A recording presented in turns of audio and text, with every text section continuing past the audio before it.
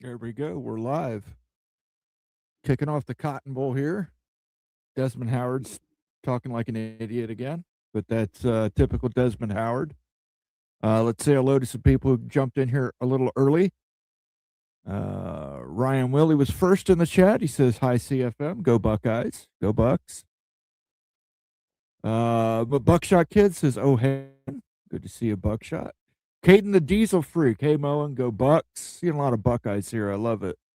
Head to head, Rock and Ramp may stop by at halftime. We'll see. We'll see. I think if Ohio State's whooping up on him, he won't. But if Miami's whooping up on Ohio State, he definitely will.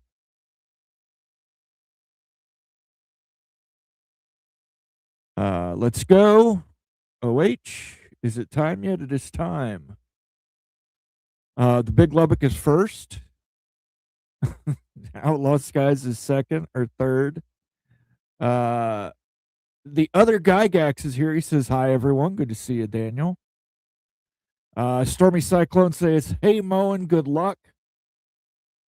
I got nothing to do with it, but I got my blackout outfit on. I got the blackout Buckeyes hat, the blackout hoodie. Hopefully,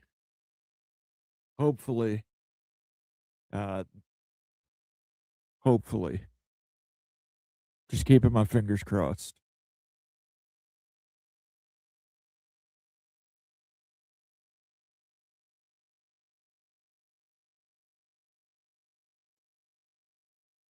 They're going to bring up 2002 again.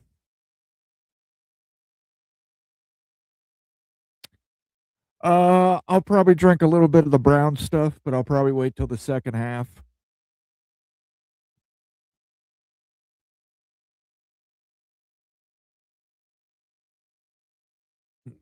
I got some Bacardi 151 as well, but I don't think I want to get into that tonight.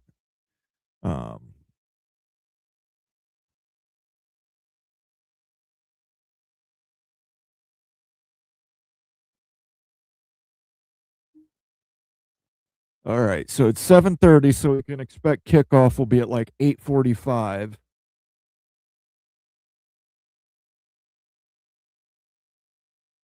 Had a half-hour pregame, but then we got to get this preamble for 14 minutes before they actually kick off the ball.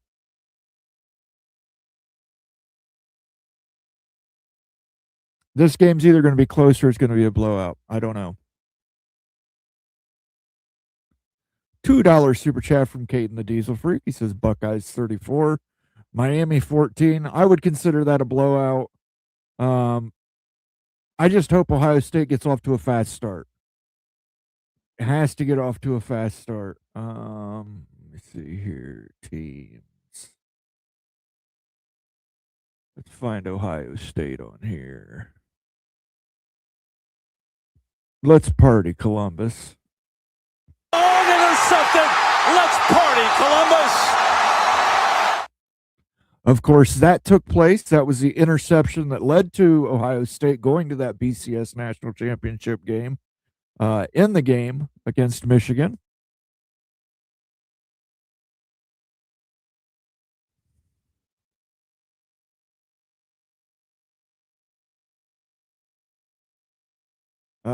Jonathan Henry says OSU 17, Miami 10. He's looking for a defensive showdown. Might be right. Might be right. Two really great defenses that we're going to see on the field tonight, especially in the trenches. So, but I mean, I think in the trenches is the new secret word of the day. They've used that. Every commentator on ESPN has used that at least a dozen times today. Nathan Campbell's in the chat. He says, hi. Good to see you, Nathan. Appreciate you.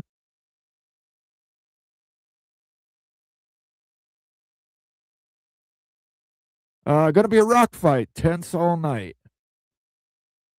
That's why I think Ohio State needs to get off to a fast start. They need to come out and throw downfield. Some good games today, neutral here, but let's have a good one.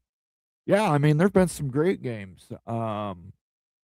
even, Michigan, Texas, that was great for 3.5 quarters. Iowa, Vanderbilt was a great game. Nebraska, Utah was not such a great game.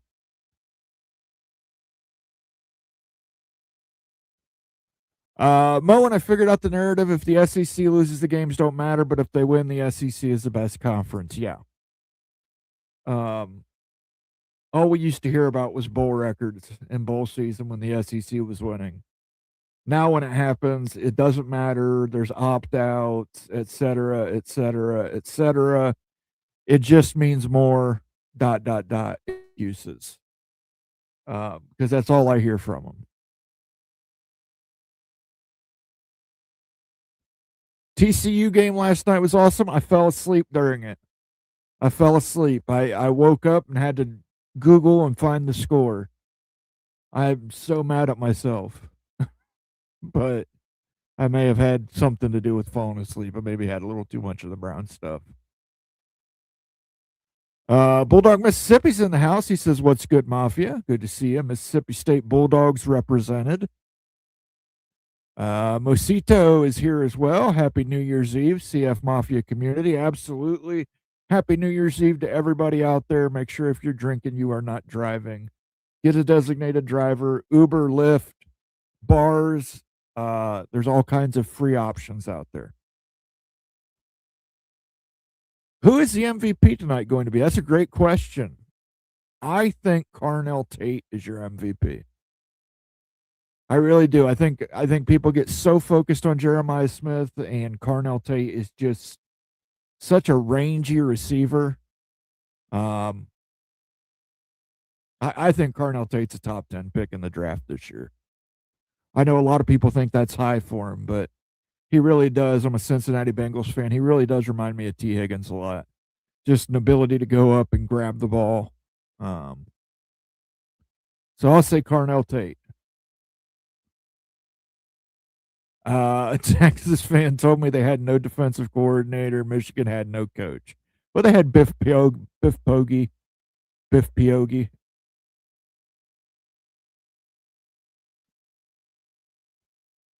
Funny what happens to the SEC when the games get real instead of hypothetical.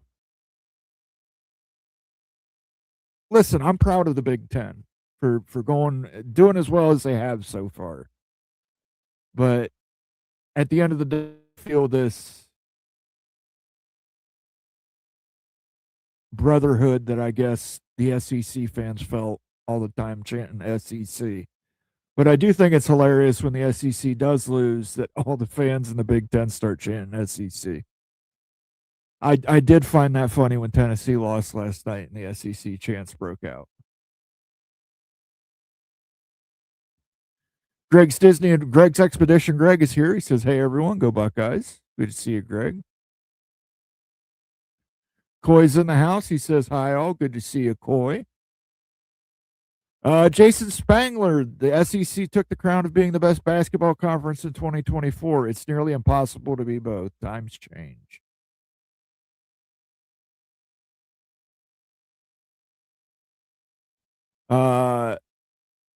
Folks having an aneurysm seeing that there are that many Miami fans countywide in the stadium. Here we go. We're coming to the coin toss.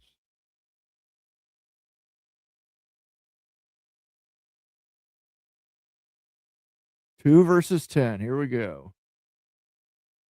Now we got to get the pre-coin spiel.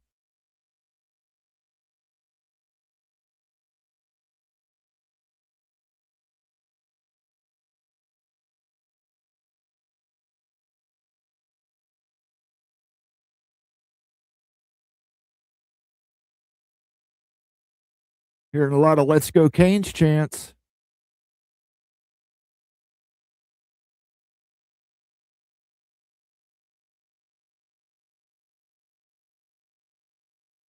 And this referee's got the serial killer eyes. Oh shit! It's SEC officials.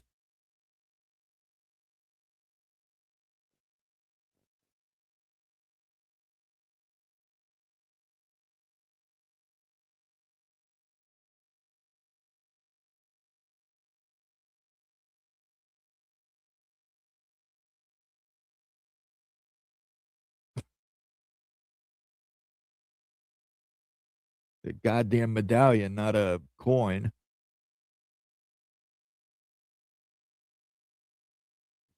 Good. I want to see Ohio State's defense first anyway.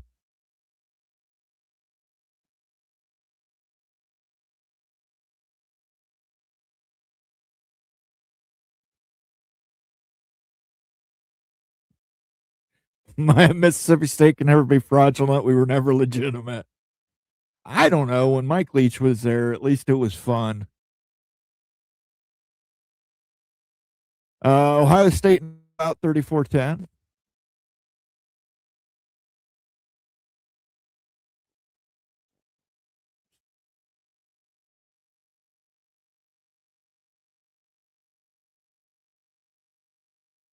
God damn, she must not have got the memo that Bedazzled is out.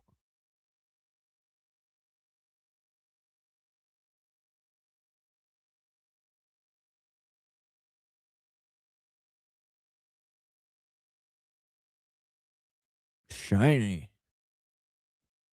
Two national brands right here. Hey, could be two. This could be a conference game in a few years, guys.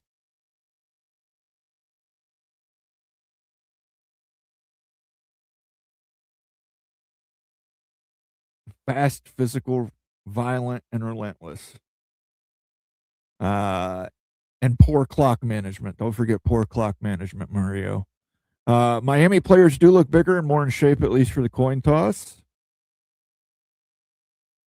I could see Bo Jackson having a great day. We need him to have a great day.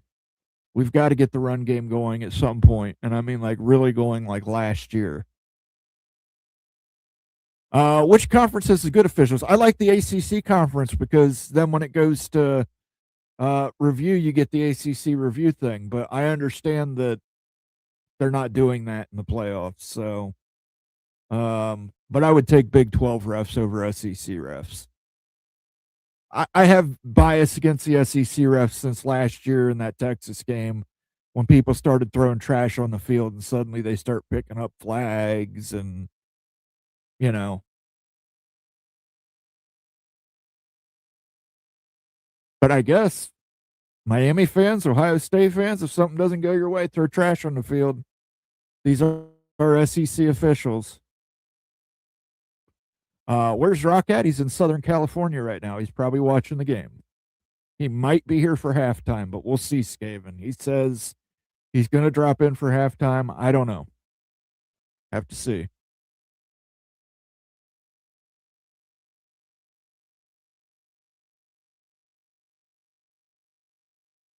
The referee looks like Greg saying the referee looks like he killed about 30 prostitutes. We won the toss. We absolutely did. She put on her Sunday best. Yeah, I guess if your Sunday best is like 1980s Dynasty, like something Joan Collins would wear. No conference has good officials. Stevie Wonder sees more. Jason Spangler says I need Beck plus 175 passing yards. I'm sure you got great odds on that because Ohio State probably has the best secondary in the country. Ooh,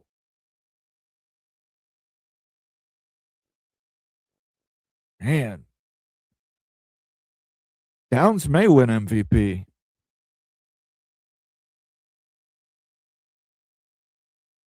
With it being SEC officials, they also hate Miami, but I think they hate Ohio State and the Big Ten more. It just means more.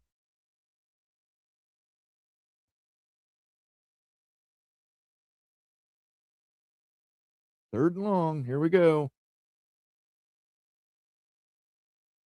Incomplete. 3-and-out.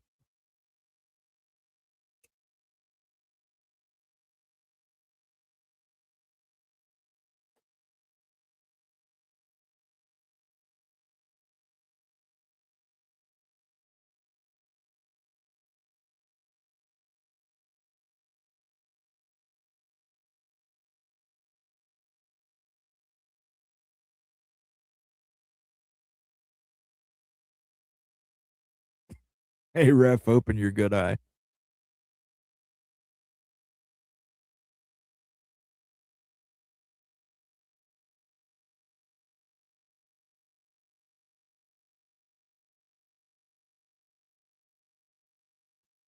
All right, starting off from the 25. Let's see what we can do here.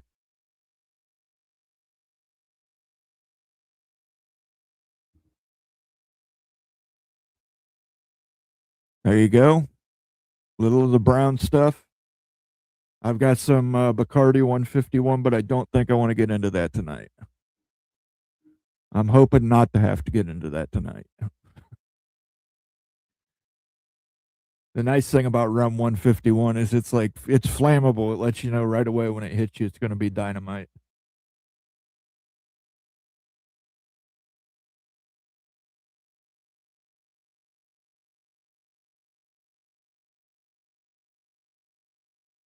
I like to cut rum 151 with Dr. Pepper though. That's one of my favorite uh, combinations. Dr. Pepper is a good cutter for rum, especially Bacardi 151.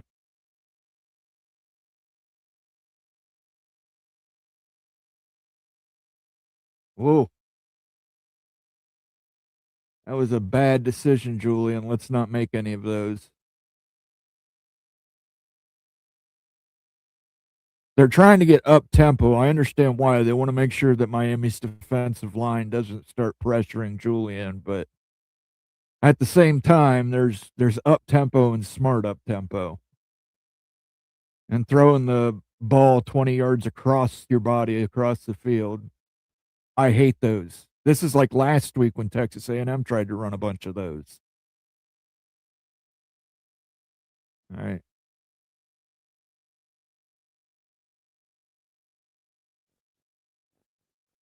Fuck. Yeah, sack.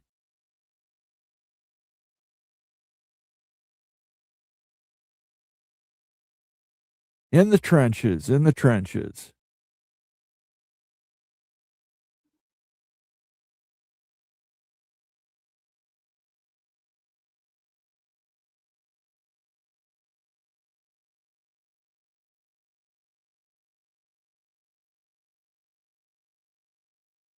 Whoever called 10-17 might be onto something.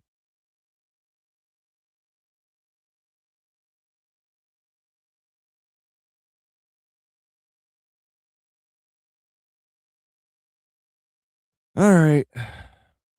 Well, each team has had a 3 and out.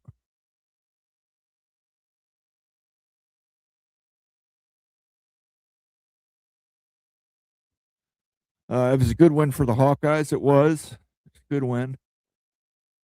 I'm just glad Vanderbilt lost. I'm not a huge Iowa fan, but I was rooting for Iowa because I don't like Diego Pavia.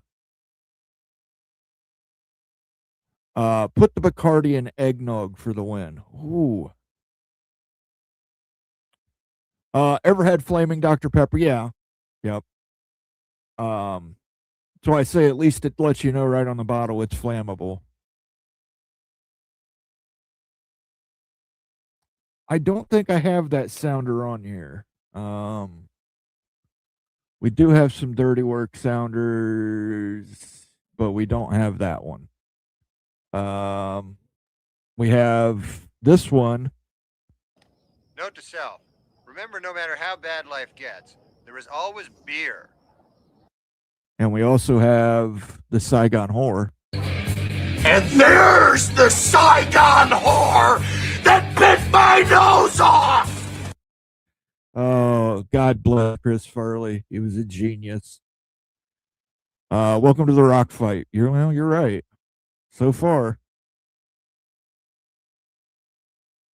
Miami does look bigger. We do have one starting lineman is out tonight, Shabola. Van Sickles replacing him. Down goes Frazier. Down goes Frazier. Down goes Frazier.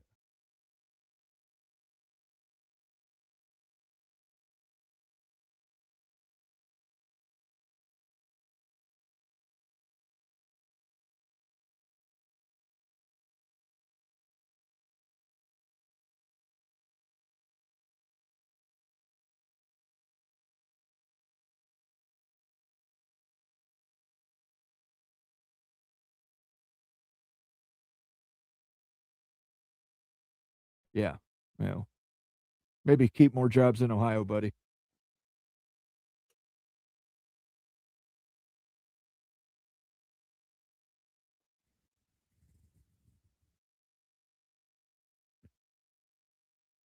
Rock might be here at halftime, so he claims. We'll see.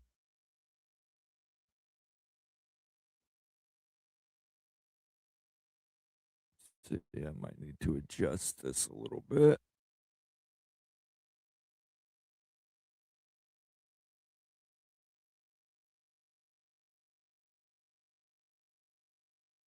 Short run, 3 yards.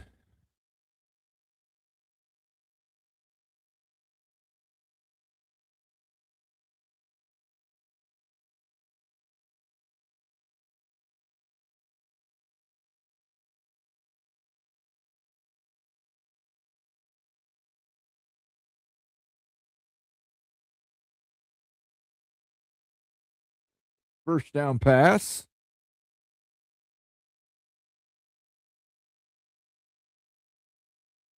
A swing pass there to the outside.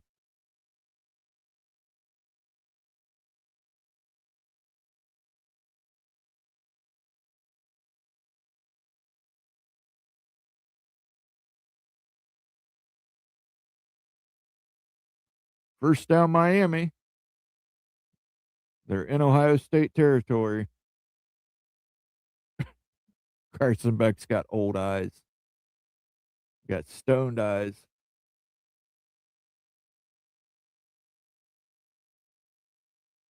No gain.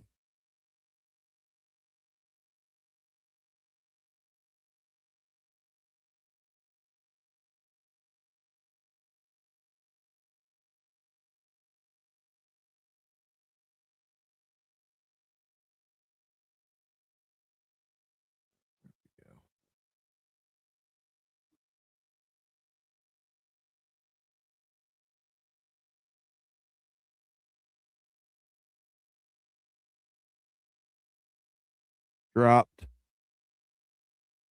They're running a lot of the offense through Mark Fletcher.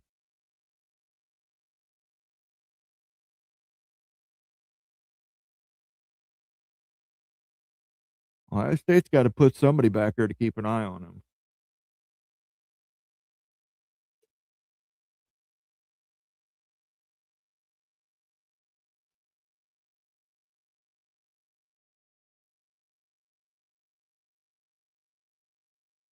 Third and 9. Here we go.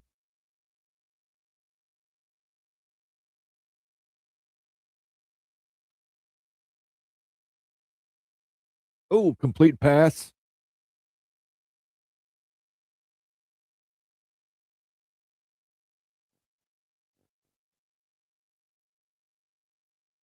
Reese almost had him there.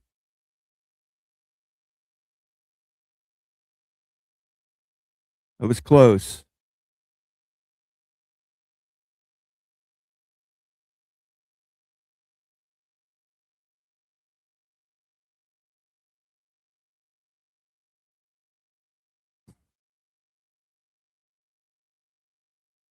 Poor Farley should have just gotten a new nose. Yeah. Best $50 he ever spent. You can hardly tell.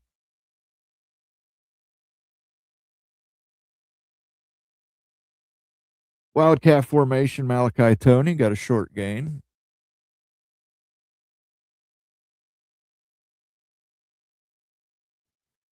People used to come to my place to laugh at me laughing at Farley. Yeah. Farley was a great one. I caught a table on fire drinking flaming shots about 40 years ago. The culprit. Yeah, I always try and. People are fascinated with flaming shots and trying to drink flaming shots. And I don't know. I just, type in flaming shot into YouTube and see what comes up. It's mostly people setting their faces on fire.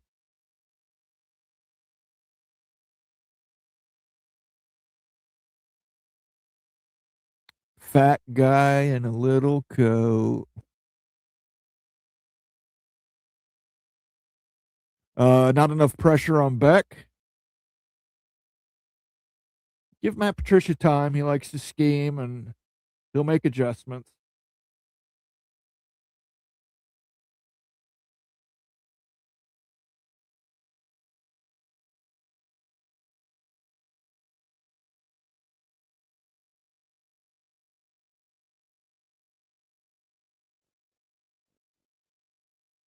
Sure. They're saying the ball came out. And they did. They say Ohio State recovered. Fantastic, the turnover battle. Ohio State is 1-0 in the turnover battle. Big win for Ohio State. Big win.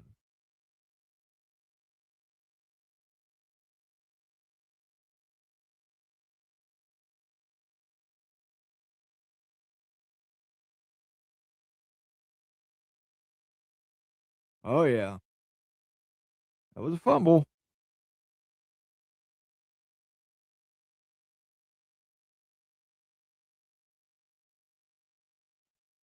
I don't know if Miami can or can't beat Ohio State. I just think it's going to be more than. I just don't think it's going to be more than 10. Let's go Miami. Yeah, 9.5 was a little bit of a disrespectful spread, I thought as well.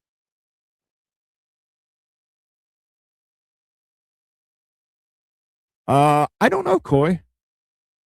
He might have, but I mean, listen, we can go tit for tat on these things. Jeremiah Smith was also very close to signing with Miami and then didn't. So, um,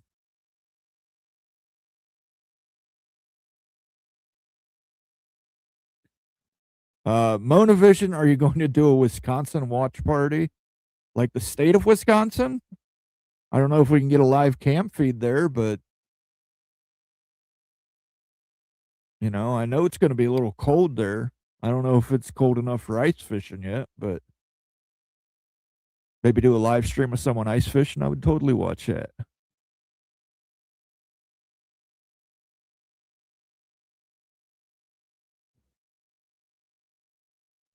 Every coach makes adjustments. Yes, that's true. Every coach does make adjustments, but I think his scheming adjustments are what sets Matt Patricia apart.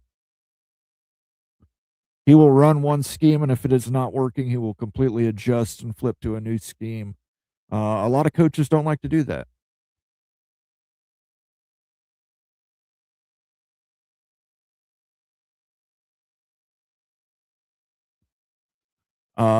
Turnovers are simply too critical in contemporary football. It's true.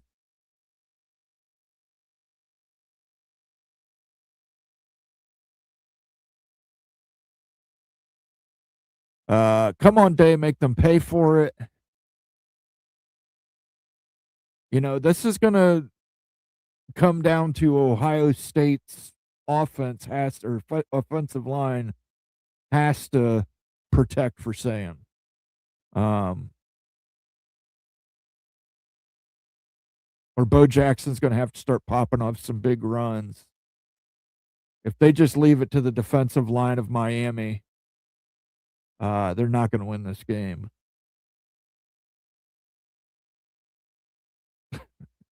Boy, they're just not going to let that 2002 national championship game go.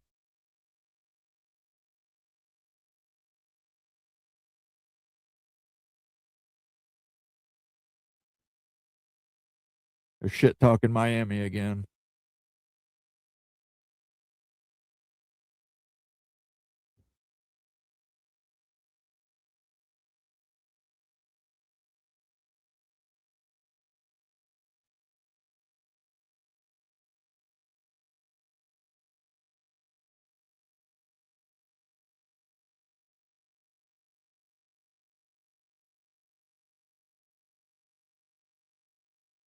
There you go. Healthy dose of number 4.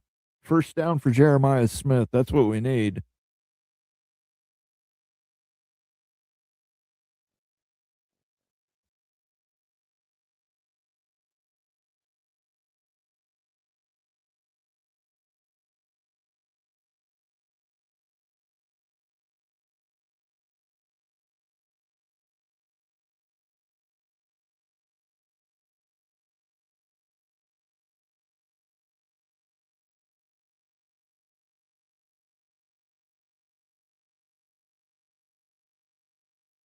And he does get the edge. 61 is not.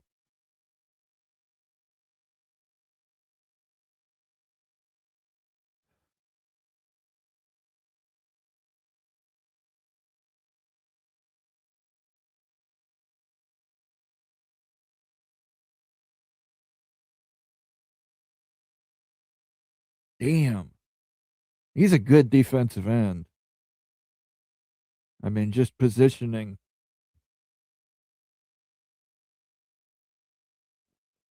All right, second down. Here we go. Ooh, there we go. Bo Jackson. Good run. 7-8 yards.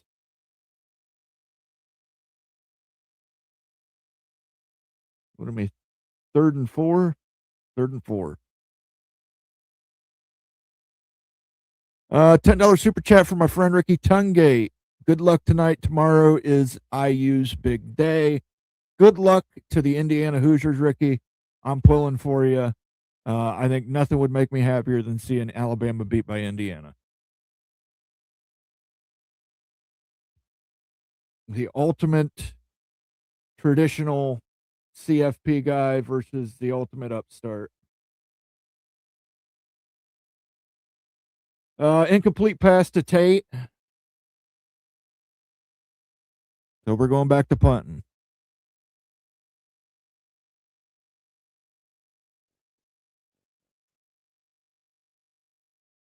Thank you for the super chat, Ricky. I appreciate it, sir. I hope you hear a lot of Indiana's fight song tomorrow. And like I said, I'd love to see Indiana upset Alabama because even though Indiana's favored, a team like Indiana beating a team like Alabama is always going to be considered an upset. Good punt. Fair caught, about 16. This could be a conference game in 3 years. Amazing. Absolutely. If you're playing the three-way on the quarters and you took tie, you'd probably be doing pretty well for yourself tonight, I think.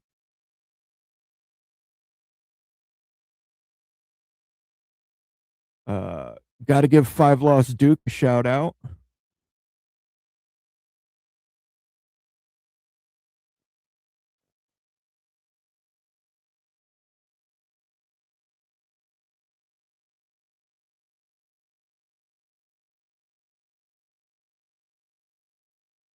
I'm getting tired of that All-State guy. Take that baseball bat and shove it up his ass. Florida State fans or Ohio State fans tonight? Well, I knew that was coming.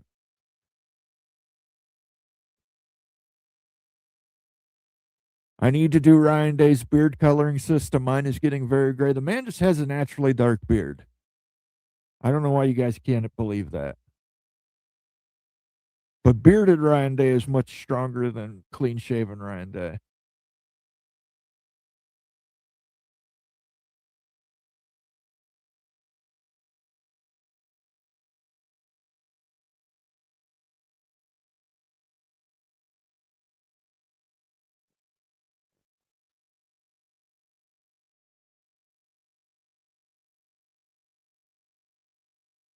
University of Miami with the very Big Ten-esque commercial there. It's amazing how much the play-by-play and color commentary profession has eroded in the past 10 to 15 years. Was thinking that today during Gary Danielson's last game. Yeah. Listen, I grew up with Keith Jackson. You're never going to – nobody's ever going to live up to the job that Keith Jackson did. In my mind, he's the GOAT. So, we may suffer from that a little bit that we grew up listening to Keith Jackson call college football games. Gus Johnson, everybody else that's come since, they're all just doing a bad impression of Keith Jackson. It was the first bowl loss for the Big 12, the ASU versus Duke game. When does Florida State get good in football? I don't know. I get it. They couldn't afford to fire Mike Norvell this season, but I don't think Mike Norvell is that good of a good of a coach.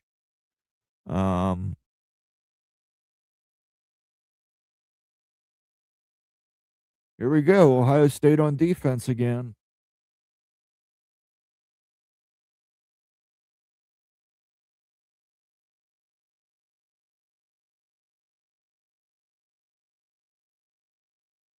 Beck with a rush.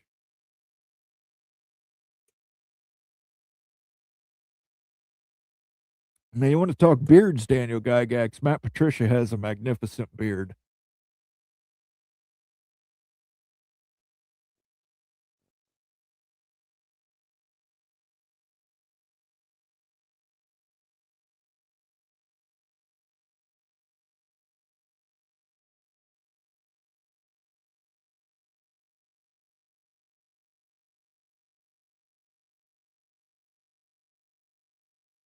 Fletcher with the first down rush. I just feel like they should have capitalized on that fumble.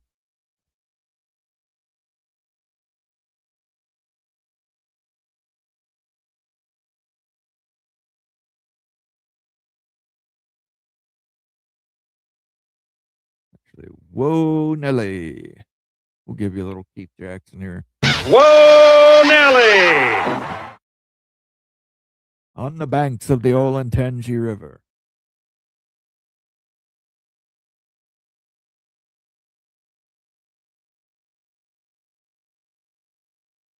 Man, he's getting too much yards after contact. I mean, he fumbled the ball, but yards after contact, he's getting them.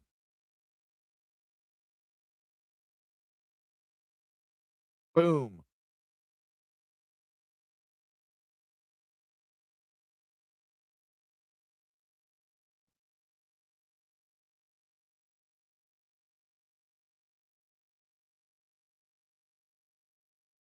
First and 10. Here we go. He fumbled it, but he got it back on top of it. Now we've got Miami players flopping.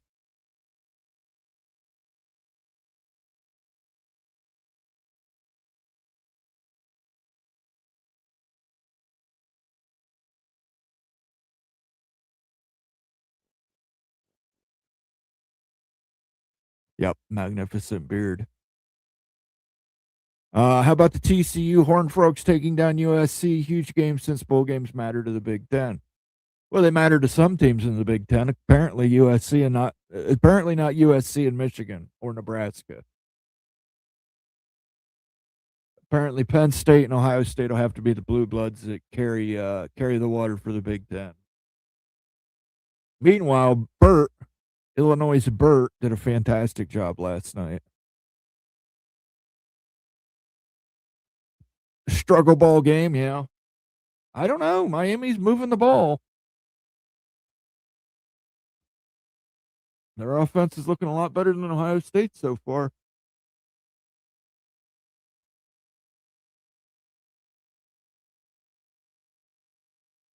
Third and 2. Let's see.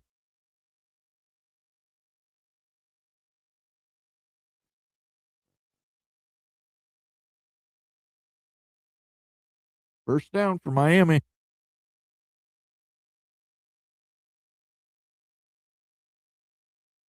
Don't forget about Utah dismantling Nebraska if you're counting this year, Moen. Yeah, but I don't know. Big 12 people, sometimes Utah's a Big 12 team, sometimes they're not, you know? I don't know.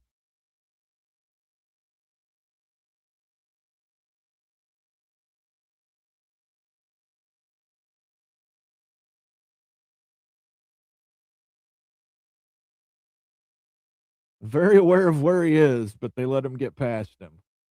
Come on, Reese.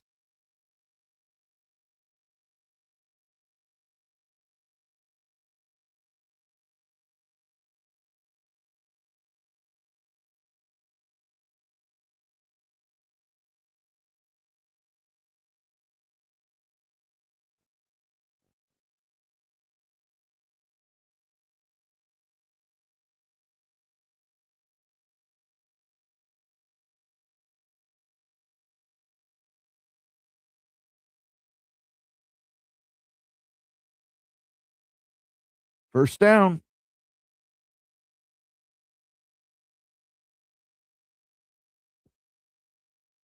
They're finding success on the edges.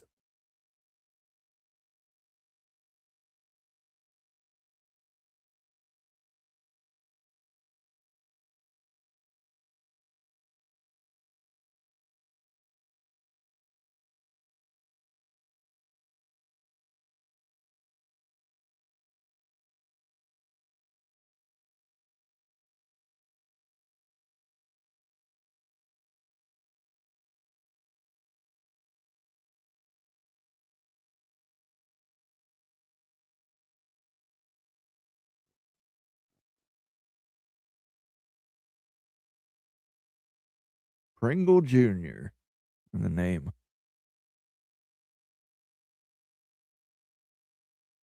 Ohio State is trying to punch the ball out versus tackling.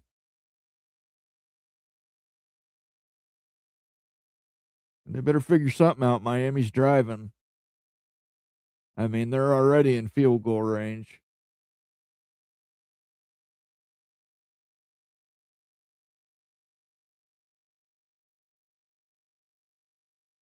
Another first down for Miami. Great drive for Miami so far. Mick Stevens says, go Frogs, go Frogs.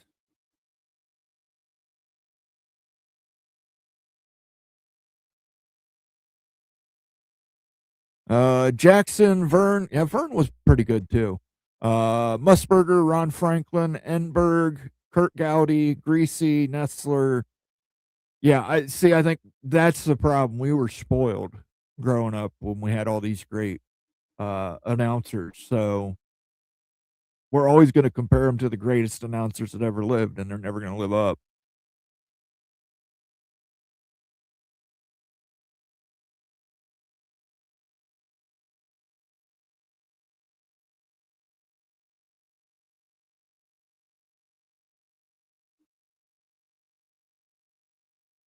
Big 12 is 2-0 versus the Big with 3 more to go. Texas Tech versus Oregon, Indiana, and Ohio State. Better focus on Oregon first. Oregon's a really good team.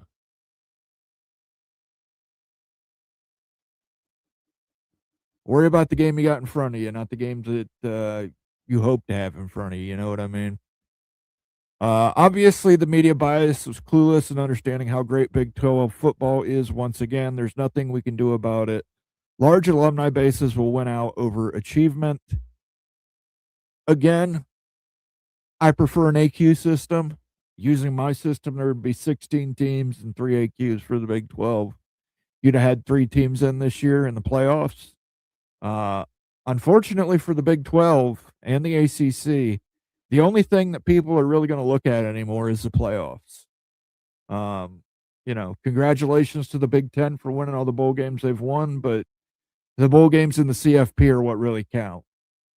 So the Big 12 needs to win tomorrow. The ACC needs to win tonight.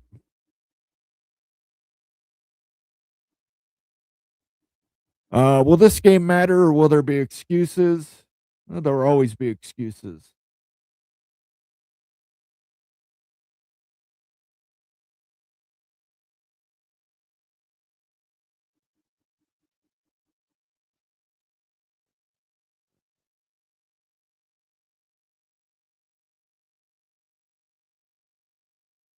This is not looking good. Miami offensive line whooping Ohio State's ass. Yeah. Trish will make, like I said, he'll make his adjustments on the scheme.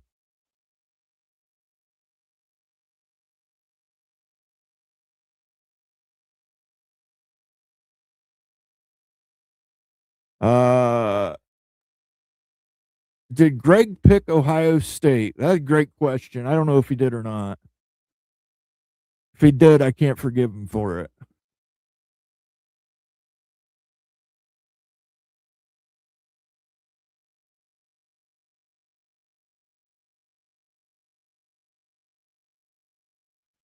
Agreed, Moen. No one will top Paul James from BYU. We got our own Paul here. We got Paul Keels on the radio here in Columbus area.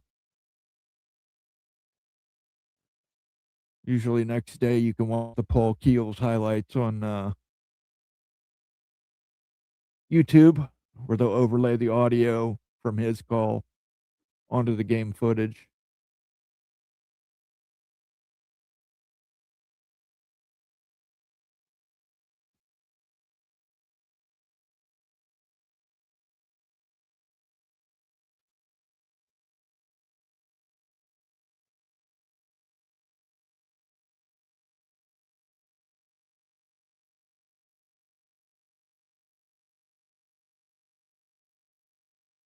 There was some good Pro Bowl in the 80s too, in the 90s. I mean,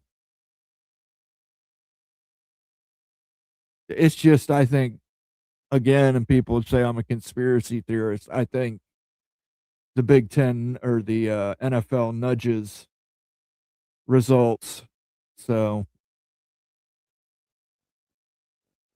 Rock and Rant is in the house. Here you go. You asked where Rock was. Here he is. He's sitting there sniping from behind a keyboard saying, "Thanks for giving me 10 Vegas. Appreciate it. See ya."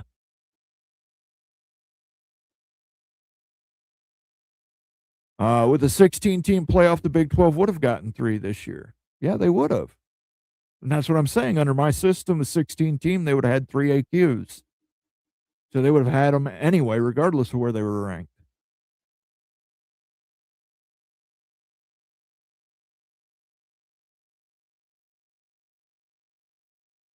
There you go. Touchdown, Miami.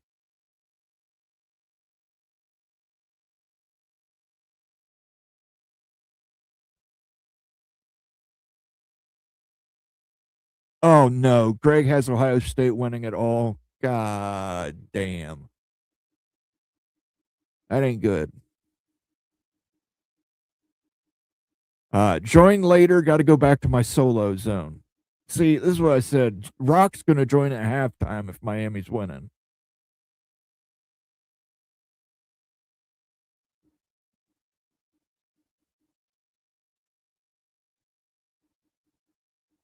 Sankey must have dirt on your mark to make him not back the AQ playoff system.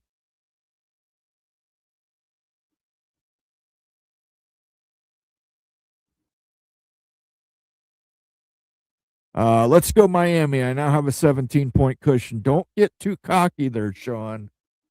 Ohio State can score points in bunches. It's just a matter of that offensive line's got to protect better.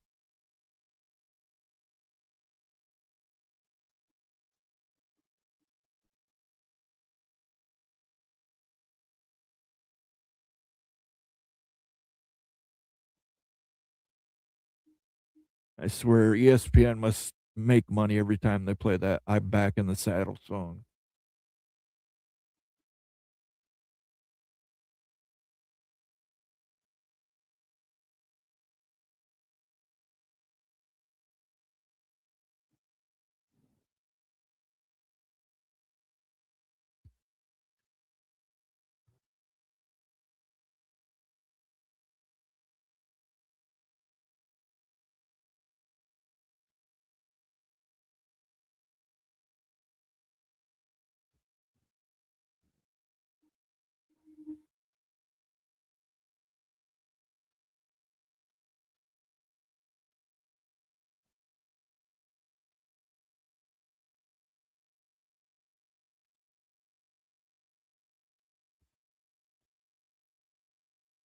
Once again, nobody buys cars at Christmas. You're not convincing me of that. But I find people buying Kias at Christmas much more realistic than Lexuses.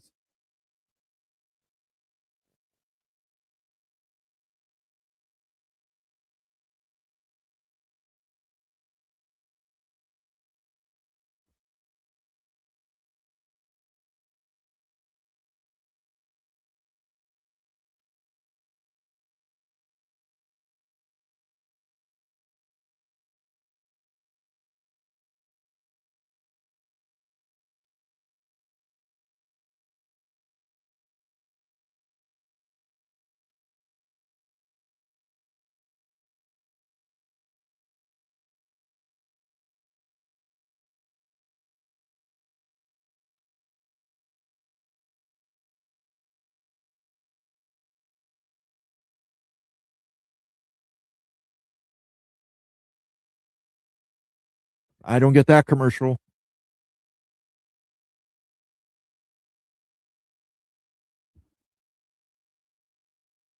I love this commercial. I love when they start pelting that platypus. That was an absolute uncalled for snipe just by Rock and Rant. Epic.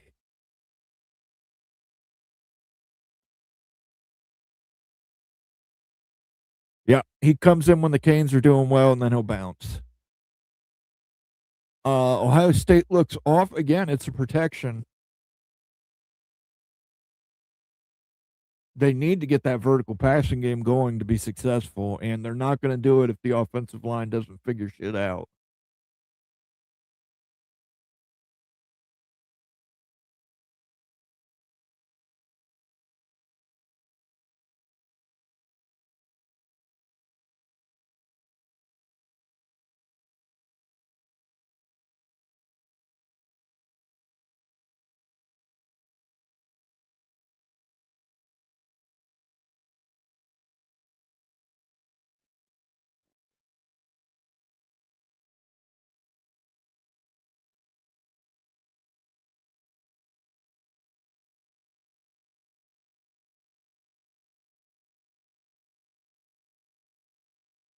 All right, we need to get a TD here.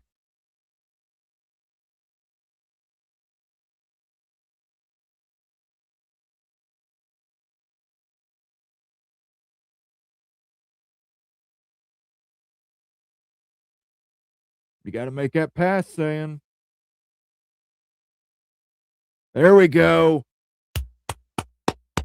Deep pass, Jeremiah Smith. The dude is just him.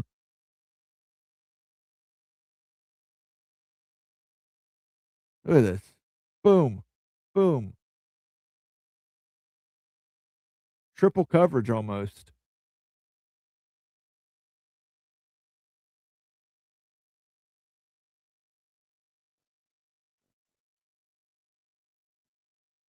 That's good, though. That'll let them open things up a little bit.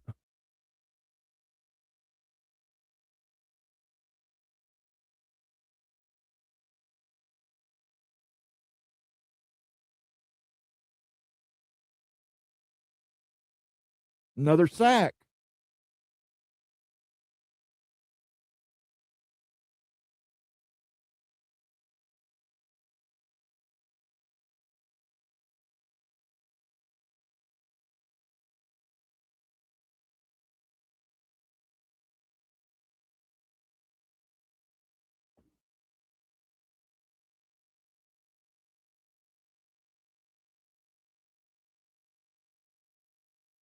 Got to get the rush game going.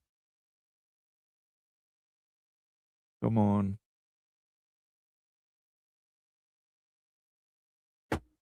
Pick six.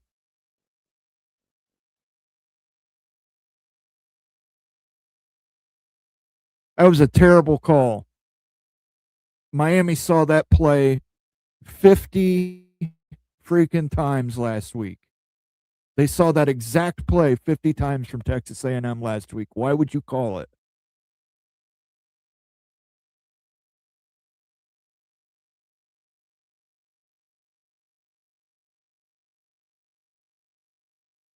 Now they find themselves down 2 touchdowns. They're really going to have to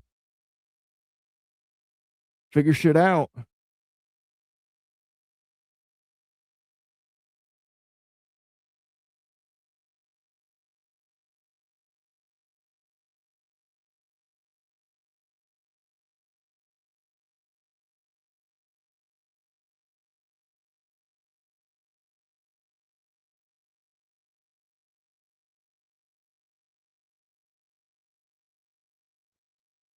Tutty.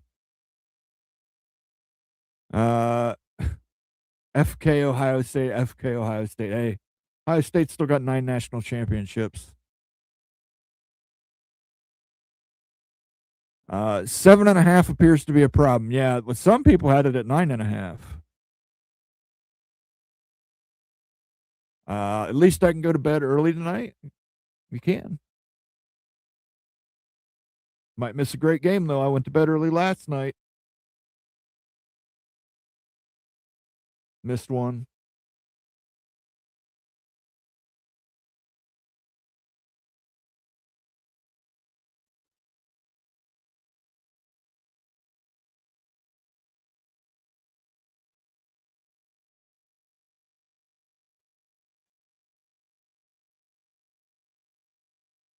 I don't know. I think Subway would have to pay me to eat 3 Subway subs.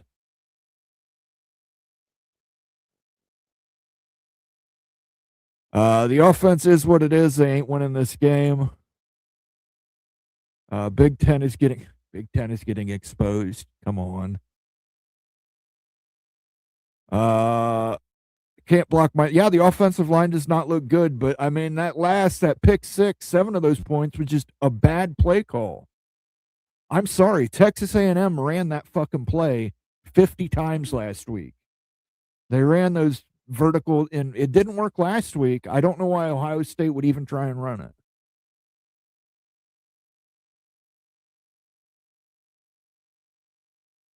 They're clearly pressing on you. Why would you even try and run that? But, of course, Ryan Day. That play works on 90% of Big Ten teams. It's not going to work on a team with a lot of talent and speed, especially on the outside. This season might be just what CFB needed. The overinflated expectations of the Big Ten and SEC teams simply haven't been fair to the players. The Big 12 and ACC never left.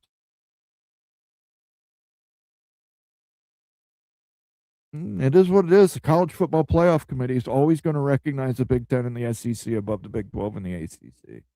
That's why we need automatic qualifiers.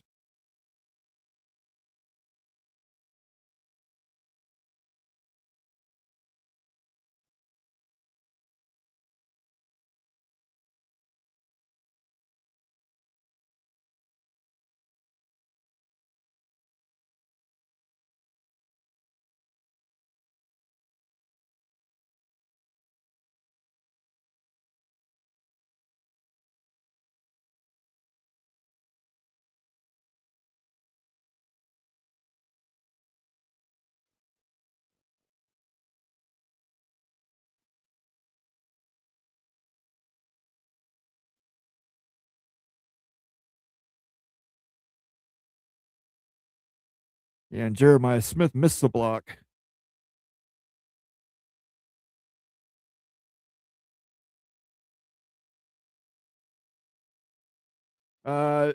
He was in the neutral zone. Are we going to call that? Guess not.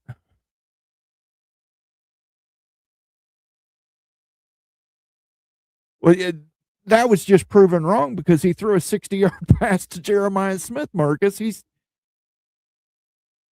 It's obviously protection needs to get better, but don't throw that vertical pass. I mean, they saw that so many times last weekend.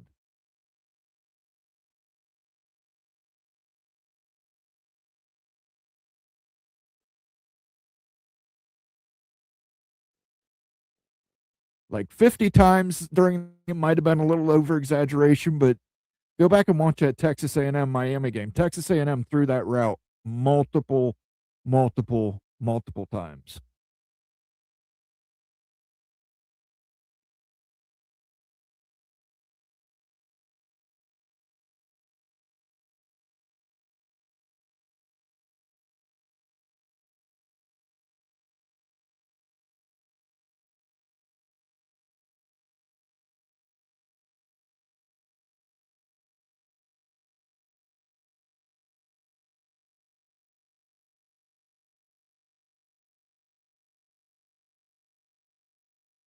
Again, they're getting too much pressure.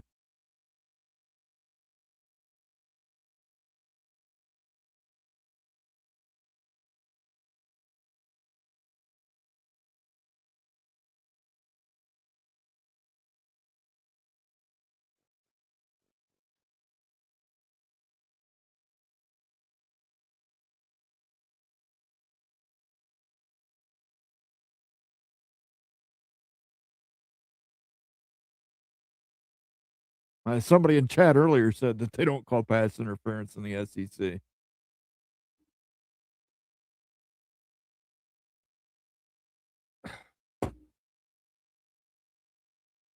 Okay, so now it's 3rd and fucking 30.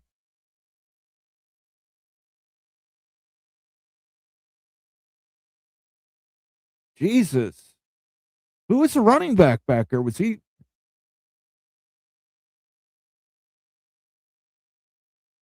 Fucking keep the running back in there to offer protection if you can't do it.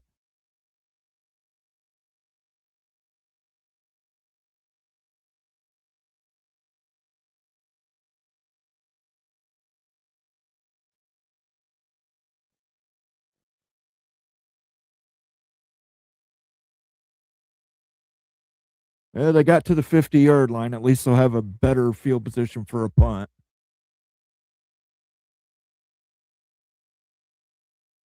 I just don't understand how Miami is so good. They recruit South Florida. They're in probably the most talent-rich part of the country. If OSU gets blown out, is Day back on the hot seat? No. It's a freshman quarterback at the end of the day, guys. It's a freshman quarterback. And it's the offensive line, man. The offensive line is just getting absolutely destroyed out there. So, yeah, they're not going to. And he just brought him a national championship last year. We got a great recruiting class. I don't think that this pushes Day onto the hot seat. The only way to make things fair is to eliminate conferences altogether. We all know this, but what will it take to make it happen? An act of God.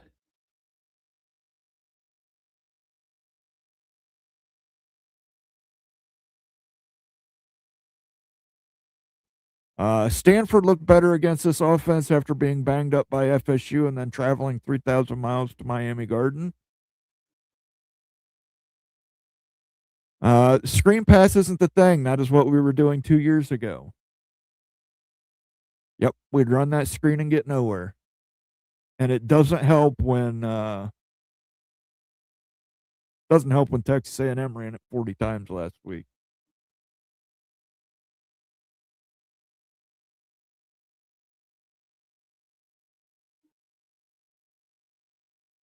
They might need to keep 2 tight ends. They might need to go to a 2 tight end set.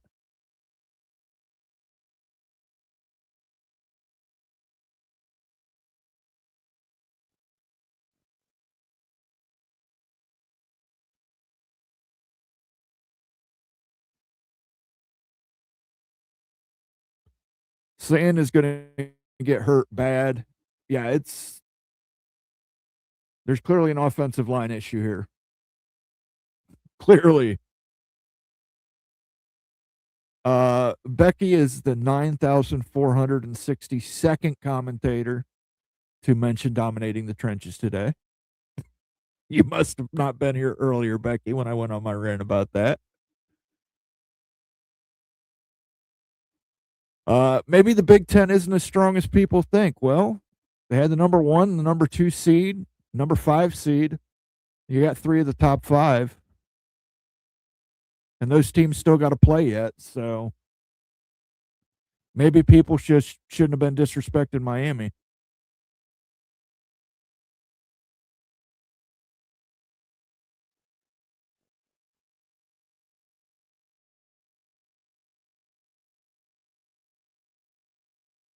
If all the rested teams lose again, how long until 16 is agreed upon? I think 16 is going to be agreed upon for next year anyway. I think they passed that extension because they're probably pretty close to it.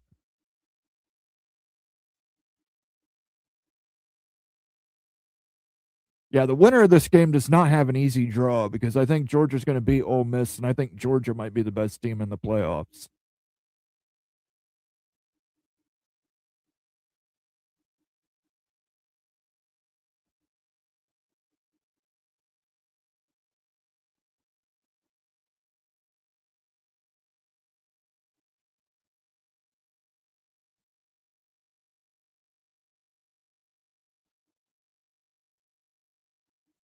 Let's see if the defensive line can get up there and get some pressure on back.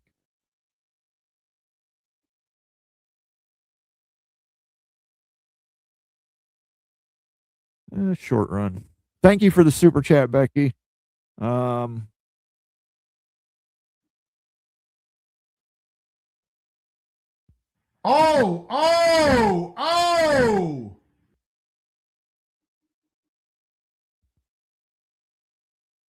Tonight's got me doing a Flugar, going oh.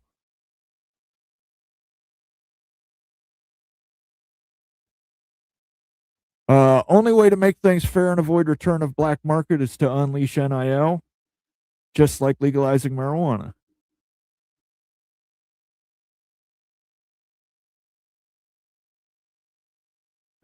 2 tight ends, 2 running backs, 1 fullback, max protect. Bring in both of the receivers too on the outside to protect.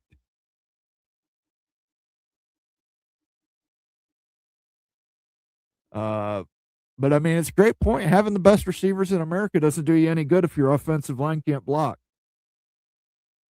Does you no good.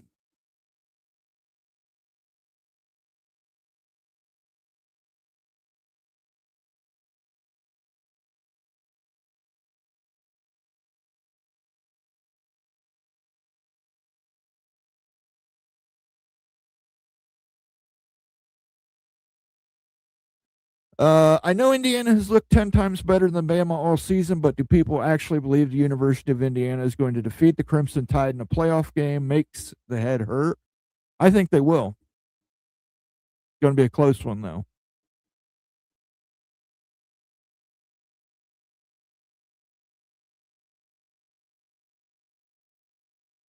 I understand that one time they were the losingest, but they've turned it around the last 2 seasons, so.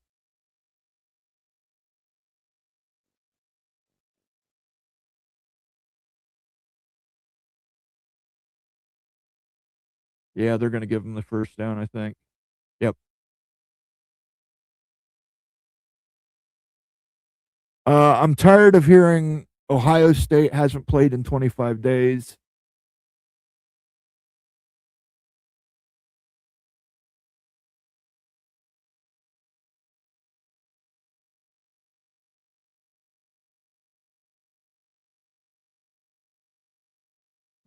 Now we got to have a review on a first down. This serial killer ref. I want to turn it into a drinking game, but I'd probably die.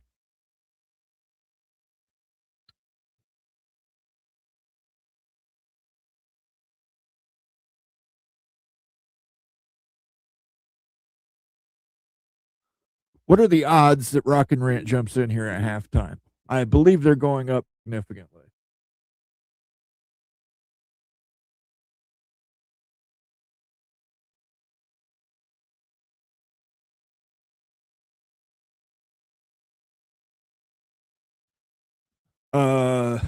It's getting a lot closer. Getting a lot closer. I'll be honest with you. I got Dr. Pepper in the fridge. It's getting closer.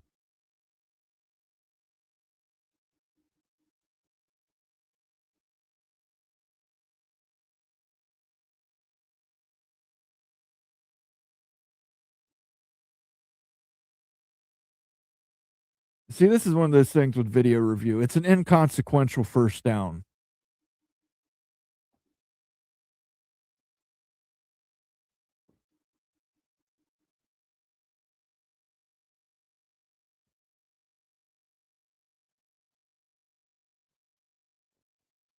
Well, Mario Cristobal says it's bullshit.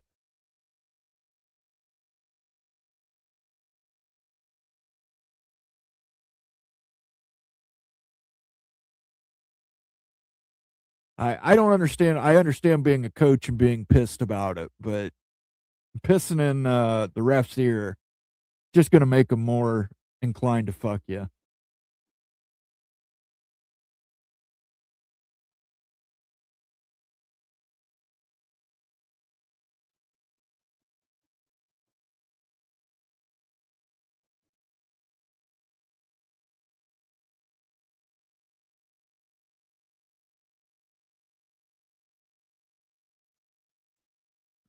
Everything seems to be breaking Miami.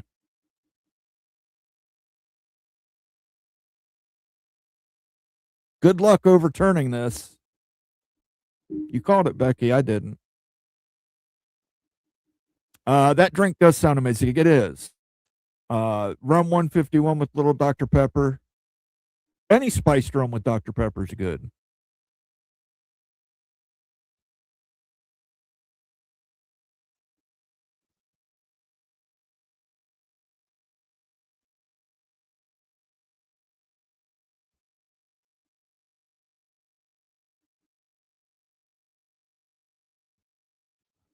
Keep Chopping says these are Big Ten refs. No, these are SEC refs.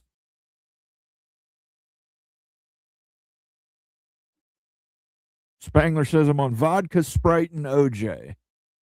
Kind of a screwdriver. Call it a Phillips head screwdriver.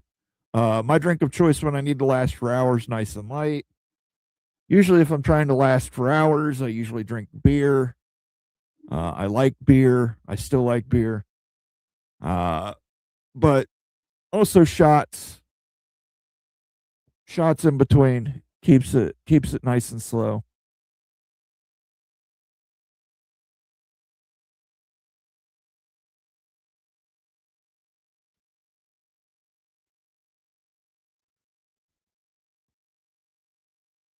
If you lose, time to hire Shiver. I don't think so, Tim.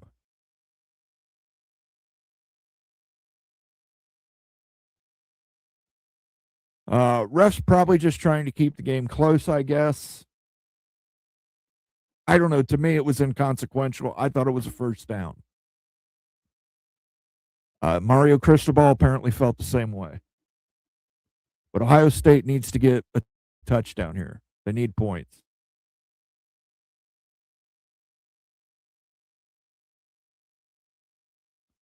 And my ESPN app froze.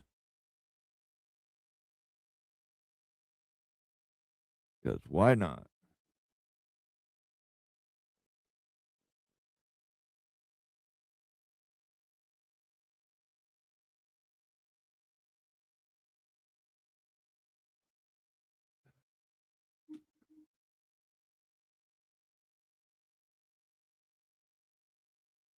There we go.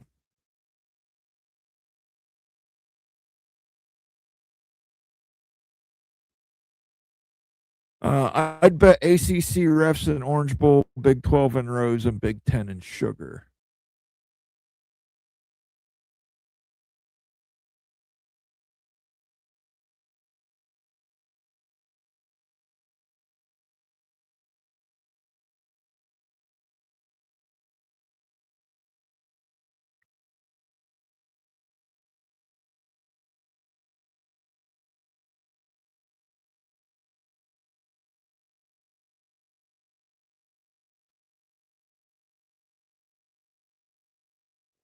I know, their edges are outstanding. Let's run to the edge. Makes total sense.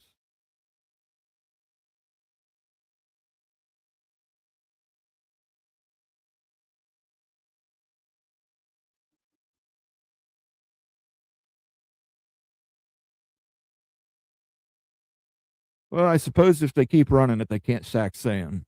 I will give them that. That is probably a good idea.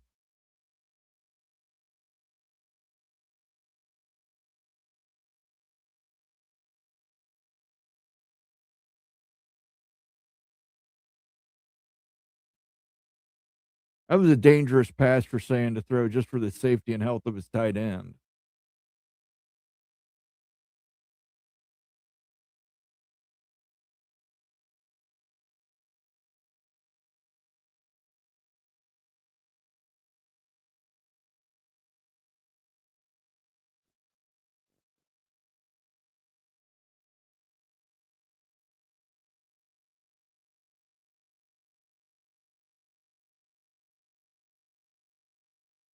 We should have flown in Iowa's offensive line and see if anyone noticed.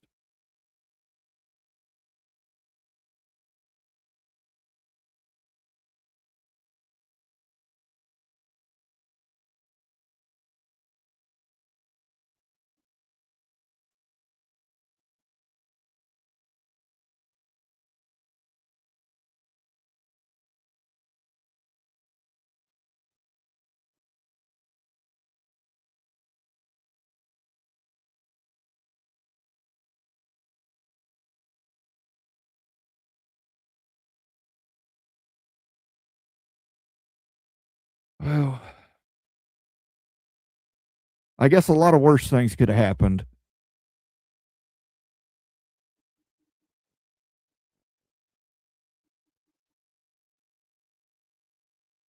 No, you saw this version of Sayin in the Big Ten championship game.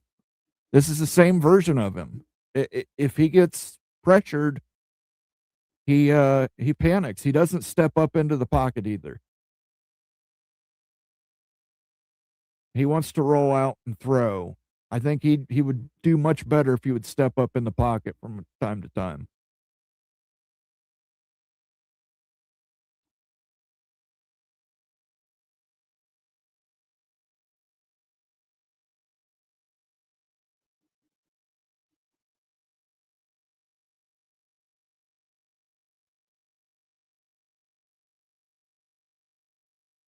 They're in Ohio State territory again.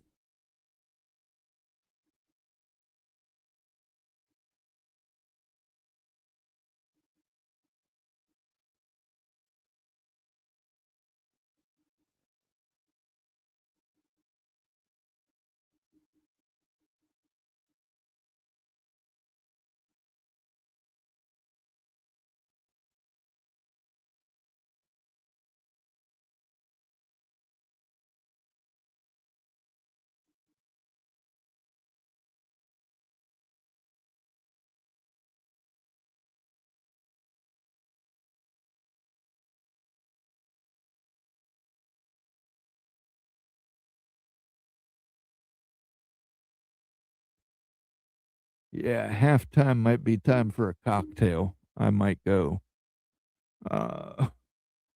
break open a little bit of the Dr. Pepper and 151.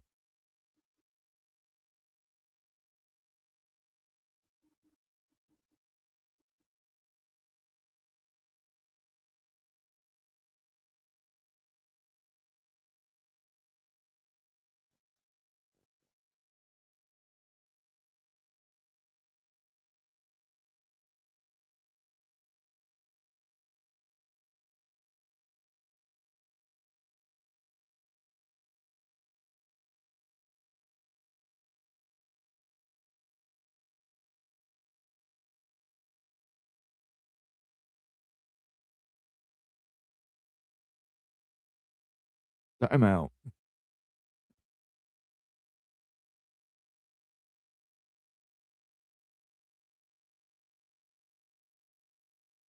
Does this game really matter? Washington already won the football national title. That's soccer. That's soccer.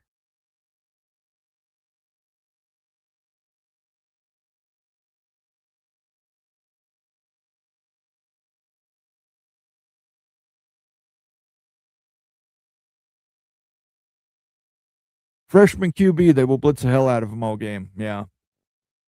They've had success with it. Might as well keep it up.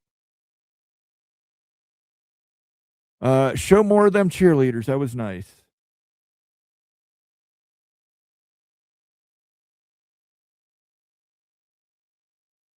No way they're giving this ball back with less than 5 minutes.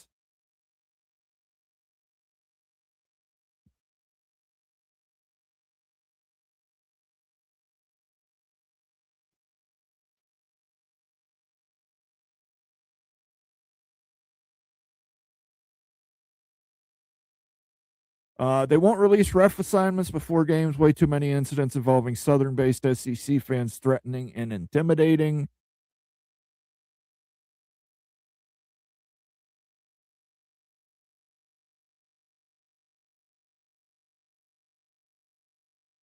They don't post anything other than conference title games.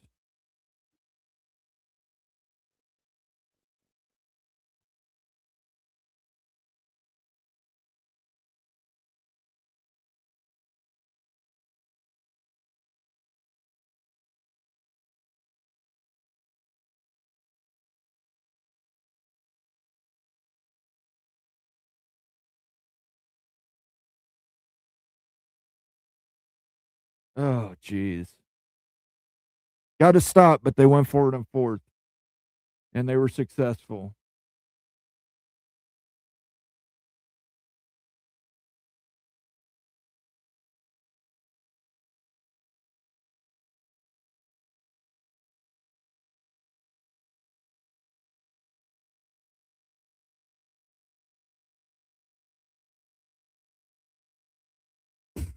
Yep.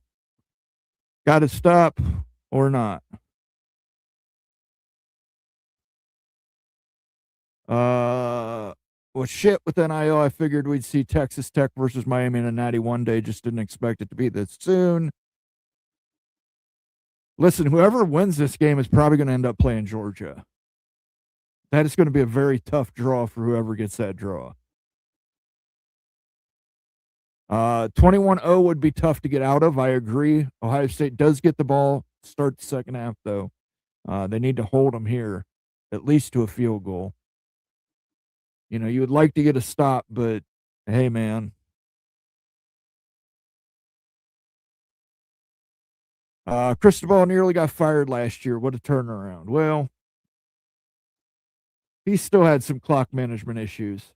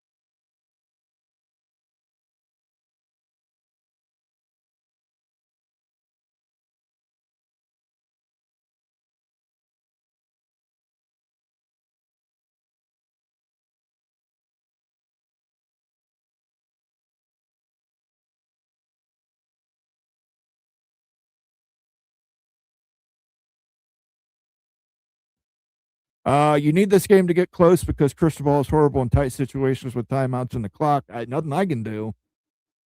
Nothing I can do but just watch it happen. Oregon, Texas Tech, Miami, money.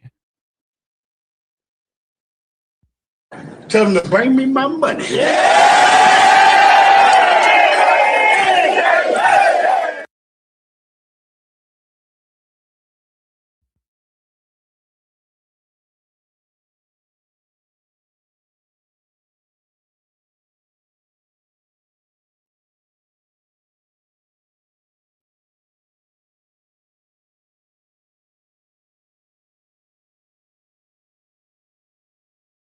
That fucking pick six, man.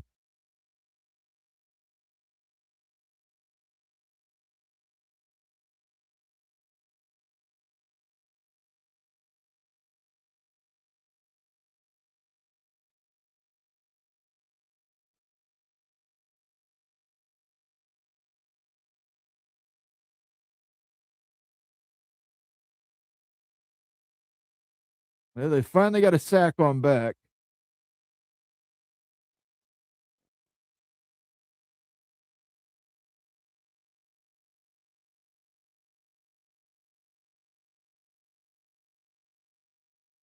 Ohio State with the timeout. I don't know if that's the wisest move in the world, but probably thinking back to last year against Texas right before half.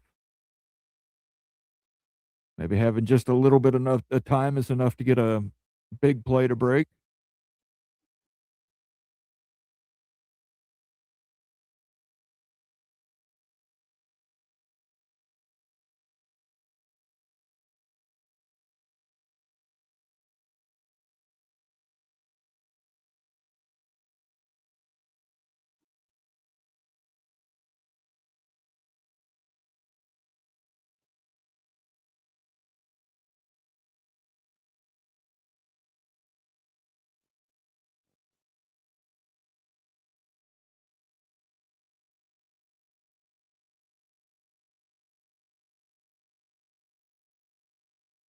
Here we go. 2nd and 14.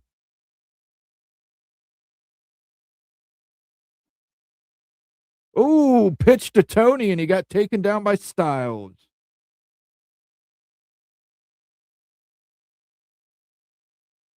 Third and 20. Ohio State has called a timeout. It's second timeout.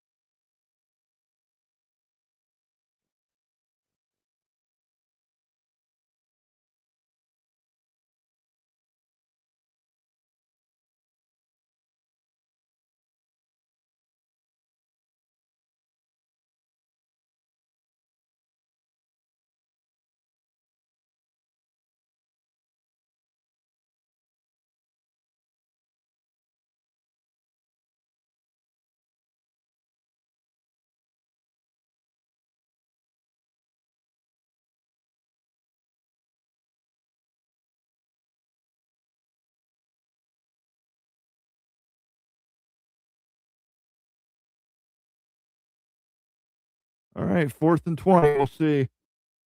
They're going to punt. I don't think they're going to try a super long field goal.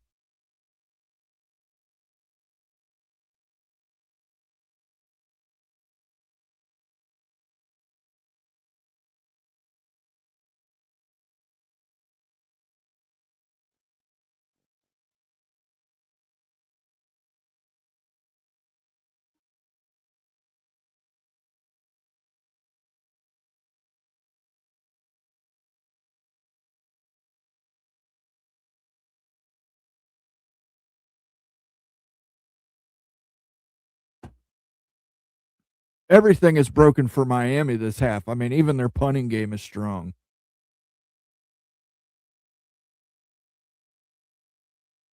Ohio State has that Les Wexner Moolah. Yeah, Les Wexner, Cardinal Health, the insurance companies. Wendy's. Got that Wendy's money too. Donato's money. I can think of 4 million reasons why he won't, Sean.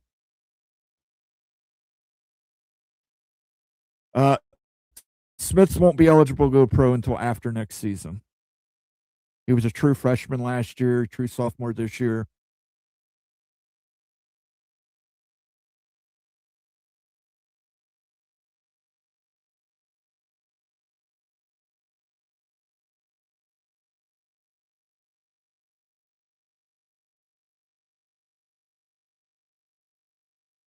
It's a short rush.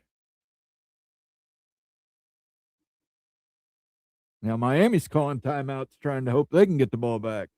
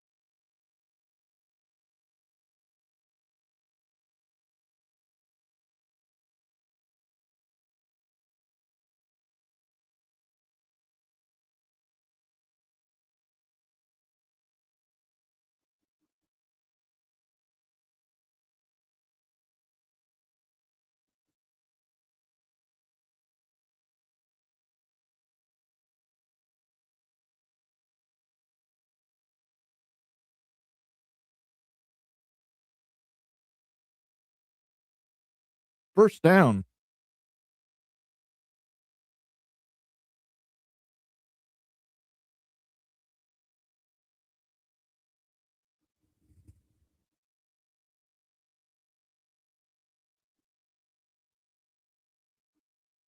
Orange Hoof says 1st and 98. Well, 1st and 88 now.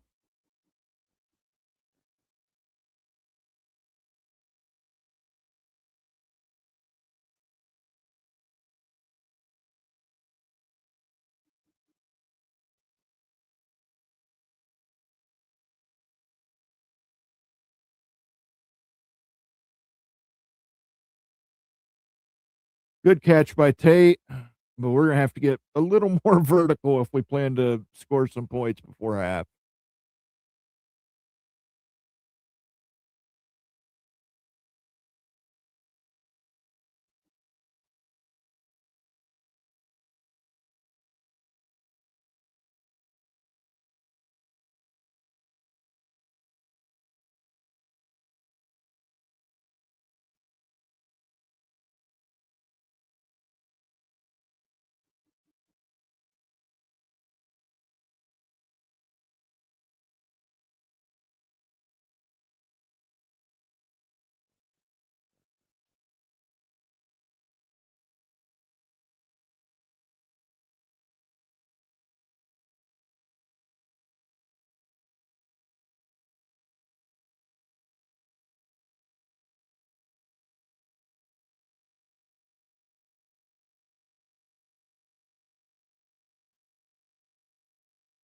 They're running up tempo. They're getting some success.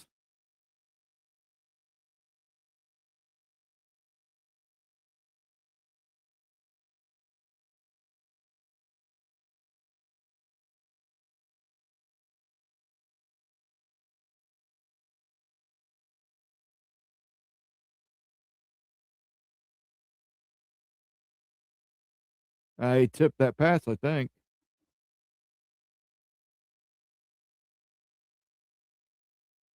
Now, that should have been a flag. But, you know.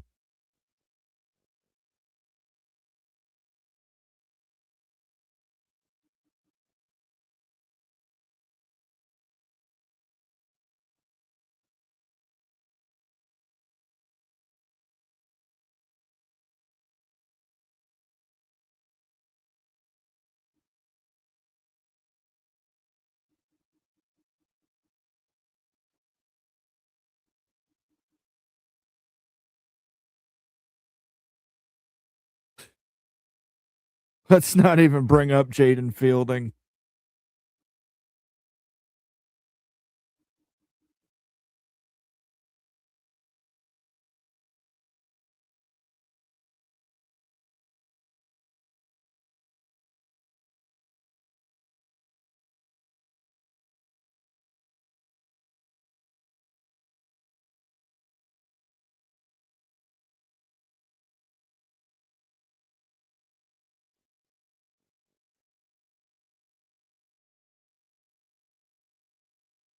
Miami called their last timeout.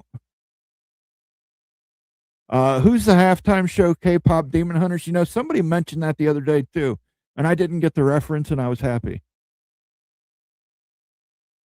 Pitbull, and I did get that reference, and now I'm not happy.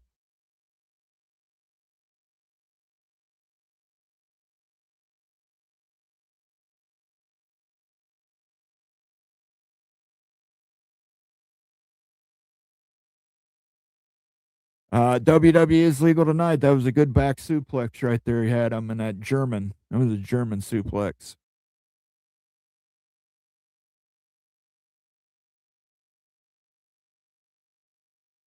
They showed him earlier. He was on the sidelines trying to keep his nose clean.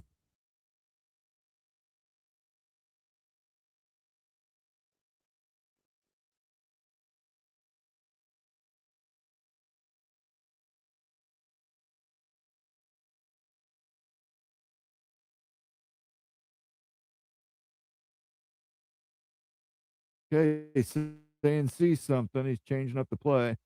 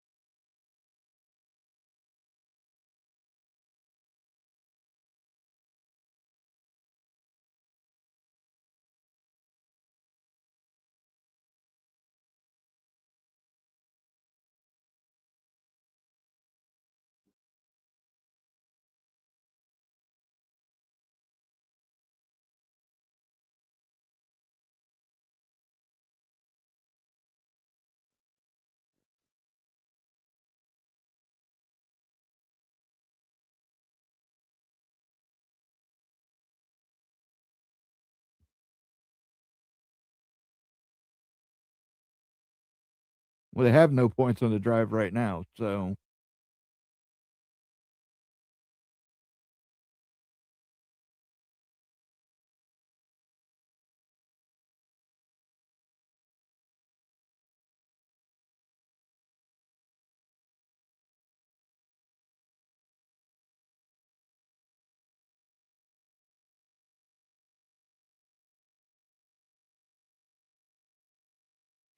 Fielding for a long field goal.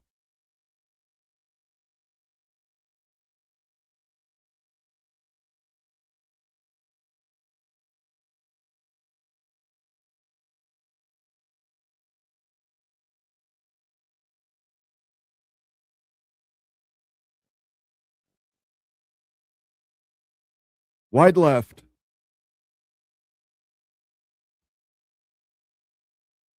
Again, we can't count on the kicking game tonight.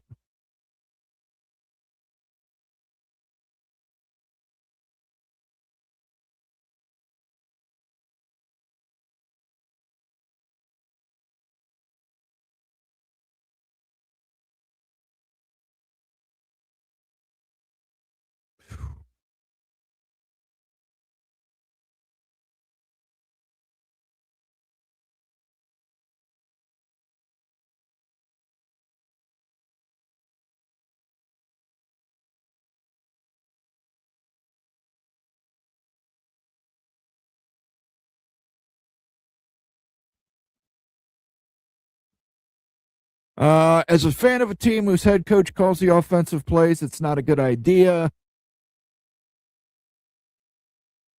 Why does Ryan Day never have a kicker? I don't know. We haven't had a kicker since Mike Nugent.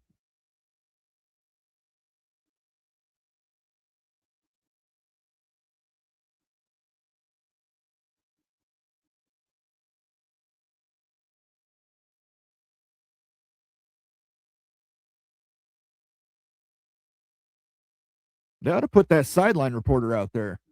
Just blind them with all them damn sequins.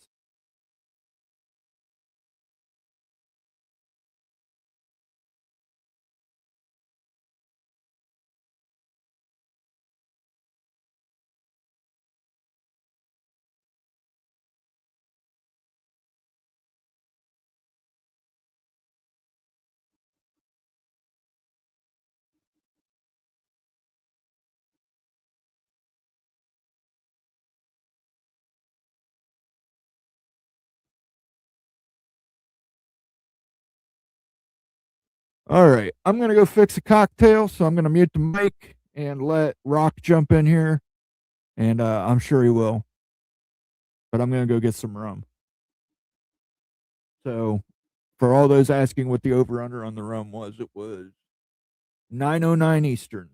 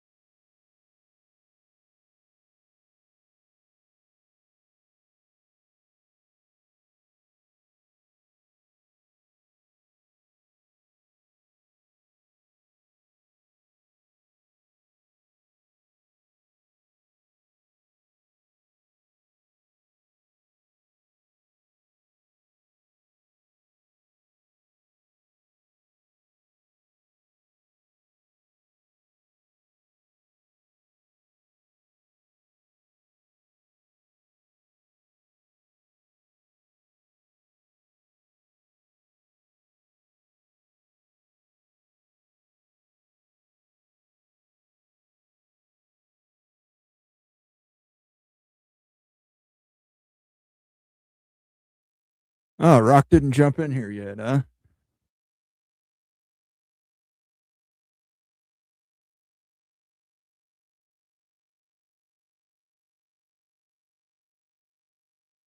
Bama overcame a 17-point deficit. Just saying. Yeah, Ohio State gets the ball back in the second half. I mean, make your halftime adjustments and come out there.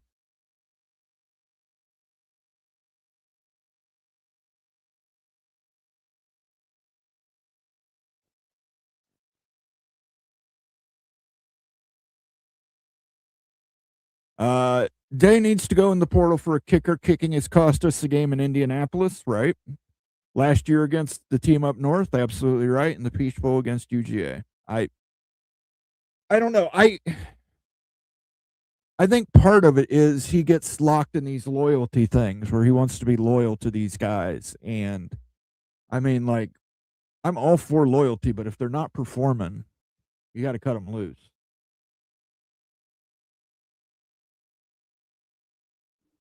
But I'm sure they're going to land some people in the portal.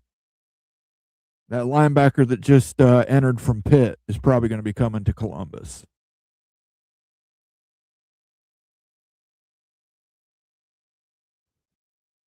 Where is Rock and Rant?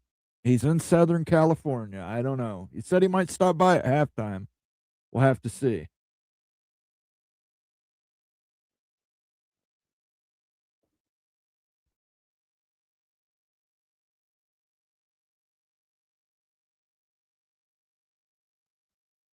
Yeah, I don't mind Sean. He's got some issues.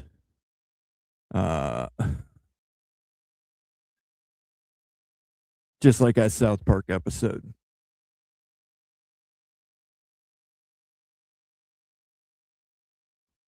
Both these teams are going to be effective in the fourth quarter when they start taking risks. It may come down to turnovers. I don't think Miami has any reason to take any risks right now. Especially their running game's working for them. I mean, they had the one fumble, but other than that, their running games have been pretty effective.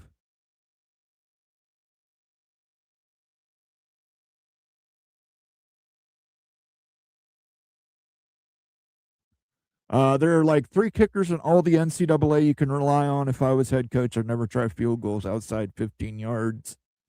I mean, hey, even Zavada for Michigan, who's a field goal kicker, missed one today. But listen, Jaden Fielding at 48 yards is not going to make a field goal.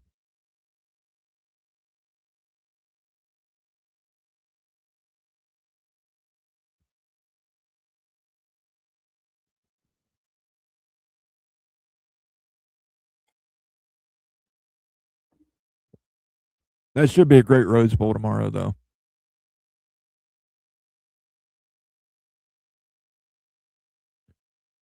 The Big Ten is getting exposed this year. Okay, well, Big Ten's won the last 2 national championships.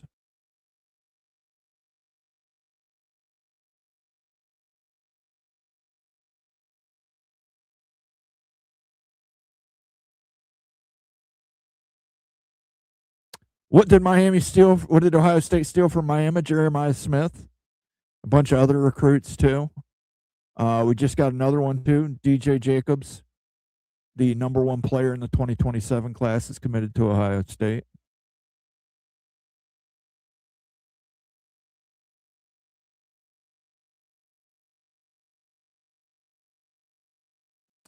Her dress looks very uncomfortable. I agree. She should just take it off.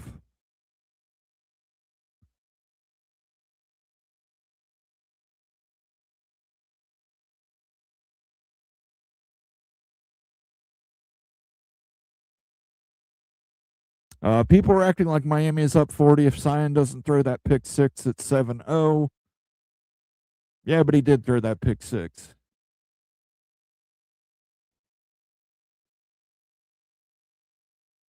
Ohio State, the boosters and halftime call.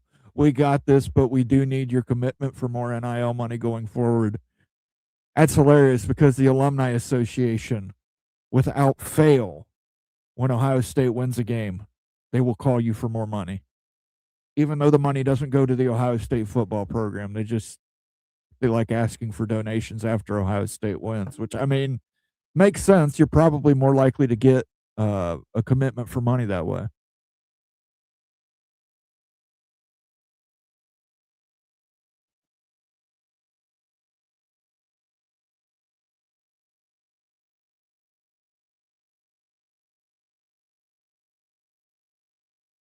Going to be a messy Rose Bowl. Been raining here in SoCal all day and all today and tomorrow.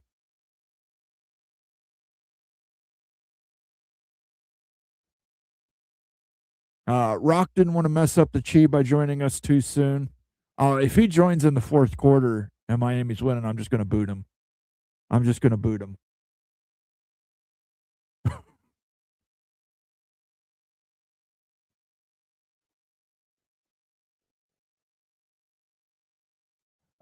Playing Tegra all season was a joke. Can't protect the QB.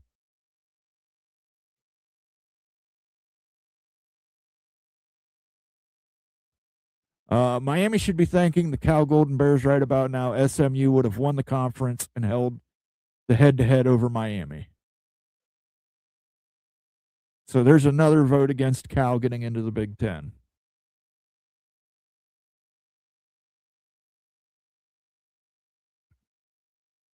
Pickles worked today, so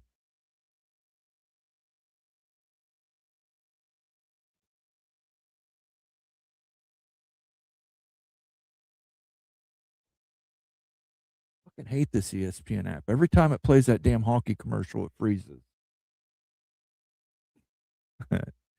No pun intended. It legitimately freezes. Honestly, I'd love to pretend I'm surprised by this Miami performance, but I'm saying all season this team is absolutely loved at all the right positions. Those fuckers are for real.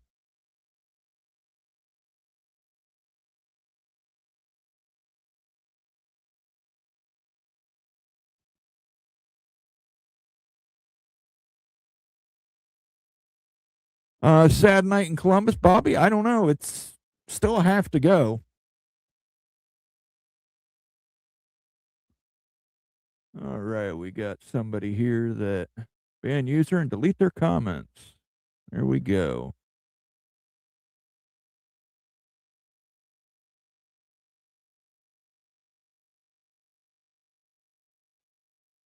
Marcus, you don't need to donate 100K to the Champion Circle. You should drop that right here on the channel on a super chat. Michigan will be fine.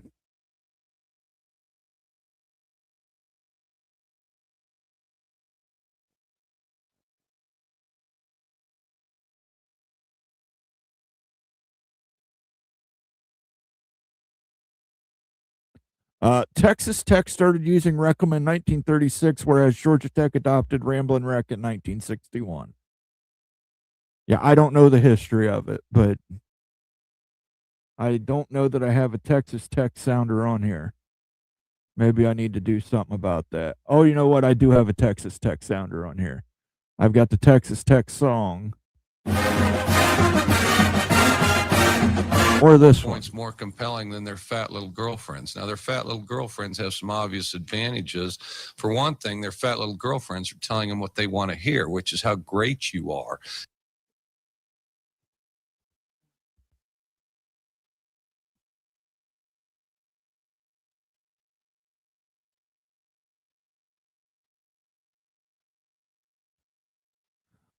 DU is destroying their Big Ten invite. That's a funny thing about, we'll say, make strange bedfellows. Money tends to do that a lot.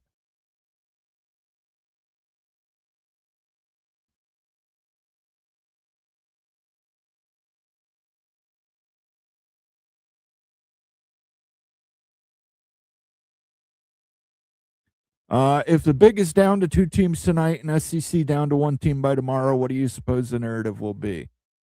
Well, it depends on whose narrative you're looking for. The ESPN narrative, it's going to be that Texas definitely deserved to be in based on their performance. Vanderbilt definitely deserved to be in based on their performance, even though they lost. Diego Pavilla's great passes in that game were enough to. I hate when reporters do this. They walk towards something. I hate that. Somebody's walking backwards, they're walking towards them.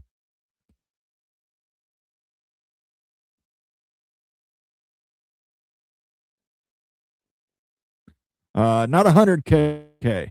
Again, you should have just donated that to me. I'd have put some good use to it. I'd have bought more rum because I might need it.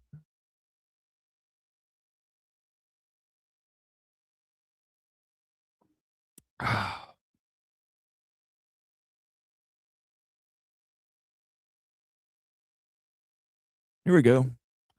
Jack Daniels 9292. The narrative will be they will blame the bye weeks. They will say if they had played last week, they would beat Miami this week.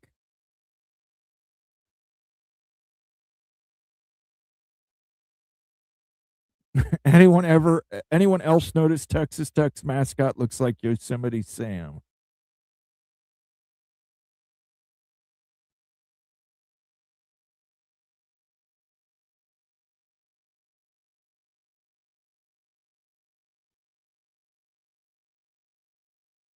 Yeah, you gotta love Mike Leach. He was one of the greats in college football, and they definitely should put him in the Hall of Fame.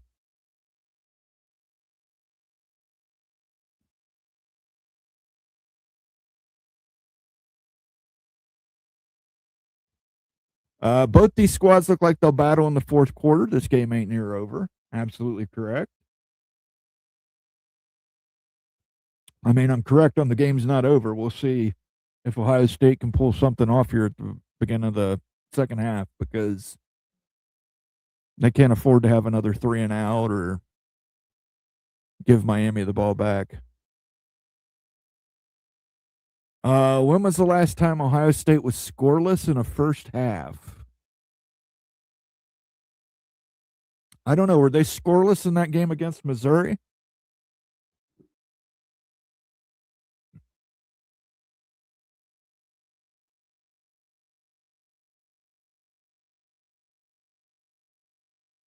Nationwide Insurance is a big donator to Ohio State, too, by the way.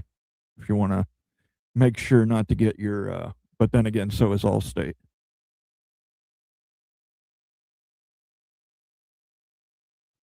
And Progressive.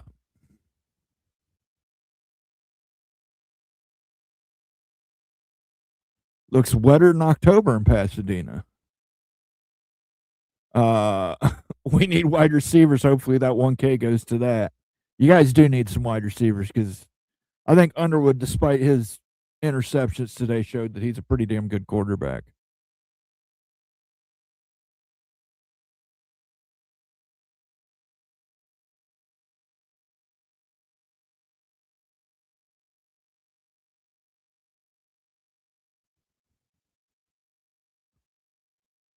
OSU looking like they can move between the 30s, but Miami's red zone D seems to be a level or two above.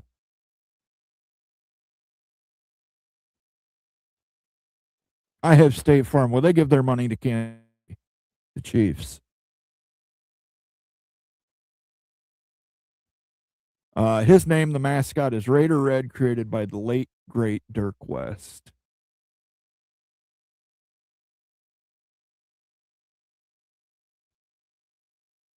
Here you go. Jose, last occurrence was October 1st, 2011, against Michigan State, a 10-7 loss, trailing 7-0 at halftime. And I think I remember that game. That's a game that Ezekiel Elliott did not get to run. Is that Ezekiel Elliott's? Maybe not. I'm thinking of the 2015 game.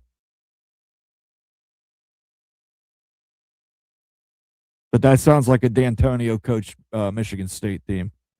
Last scoreless half for Ohio State was actually 2016 versus Clemson, which would be right because they lost that game 31-0.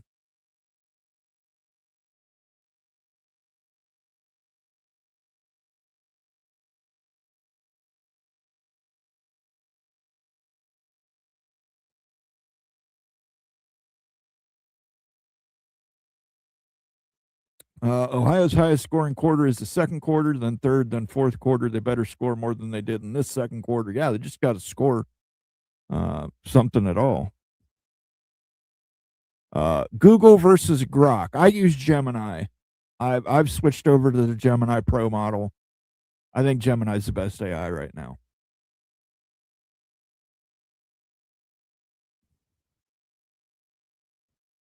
No penalties at all in the first half. That'd be a good question, a good trivia question. When's the last time there was a Cotton Bowl with no penalties in the first half?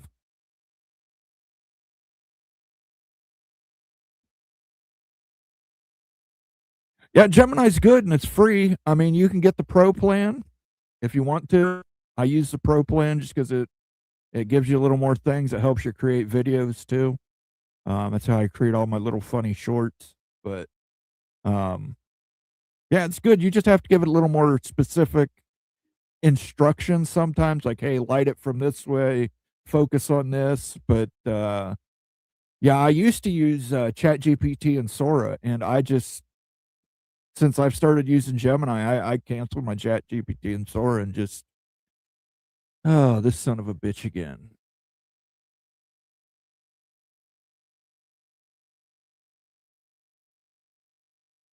Thank you for the super chat, by the way, Becky. I'm sorry I didn't sound you out. I'll give you a little Washington music.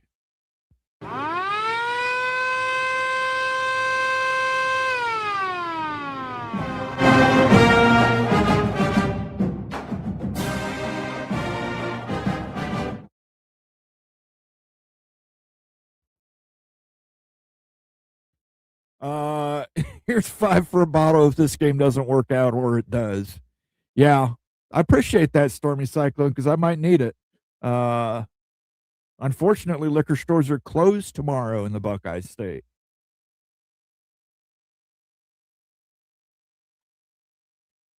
Liquor stores are closed for state holidays in the state of Ohio. I don't agree with it, but hey, to each their own. Thank you for the super chat, though, Stormy.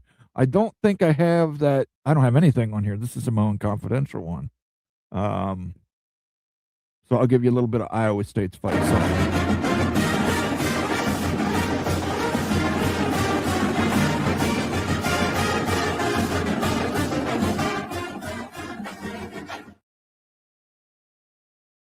Still can't buy at a grocery store, Moen. You can buy what's legally able to purchase at a grocery store, except in the state of Ohio, some state liquor agencies are actually in grocery stores. So, for example, you'll have a Kroger, but there will be a state liquor store within the Krogers. In that case, tomorrow they will be closed.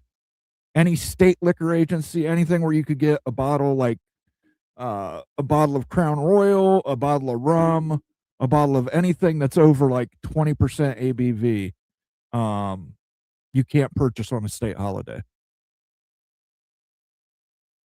And there's still counties in Ohio that are dry counties too, so where you can't purchase at all.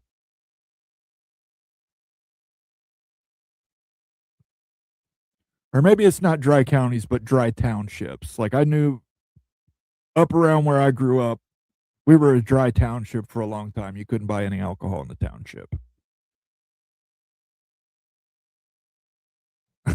Now, see, Mad Dog 2020, I could get tomorrow. Because, yeah, I could totally get that. That's a Thursday. I could get that. Drug dealers never take holidays. You're absolutely right, because I think the marijuana dispensaries are open tomorrow.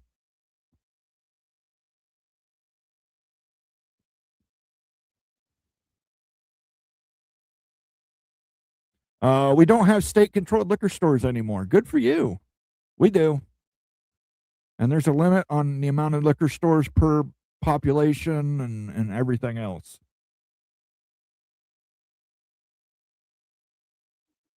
But the pricing is actually fairly decent for Ohio. I mean, I've been to other states and visited their liquor stores, and I will say the pricing in Ohio is actually pretty decent. Like I can get one of these bottles of Crown Royal for like $24. So it's a pretty good price. I mean, the only place I found it cheaper is like Canada. And when I Windsor, Ontario, Canada, I'd usually pick myself up a couple jugs of Crown Royal and smuggle them back across the border. I guess I was bootlegging it. Oh, he's going to take it out? Why did you take it out?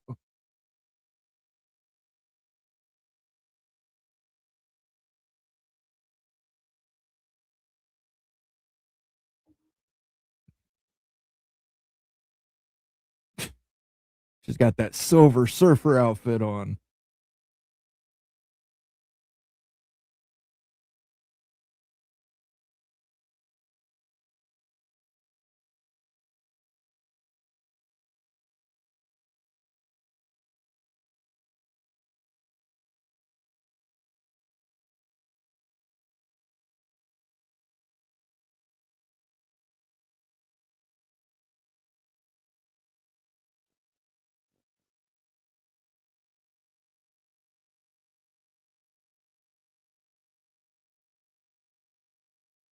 Decent run by Bo Jackson, but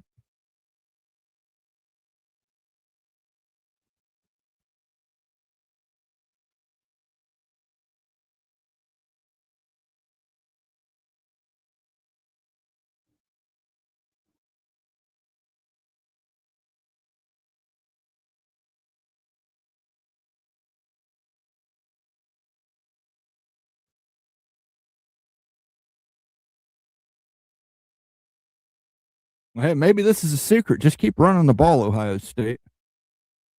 Who wagered Iowa would be the only Big Ten team to win today?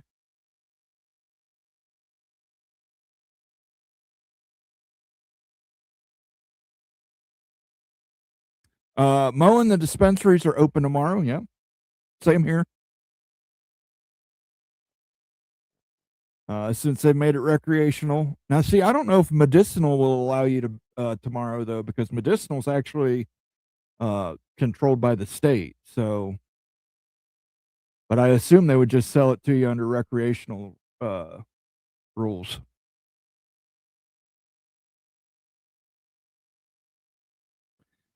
Yeah, we got to remember some places don't live near dispensaries. Becky. Back in my college days, I was once known as a street pharmacist. Hey, you go to Ann Arbor, man.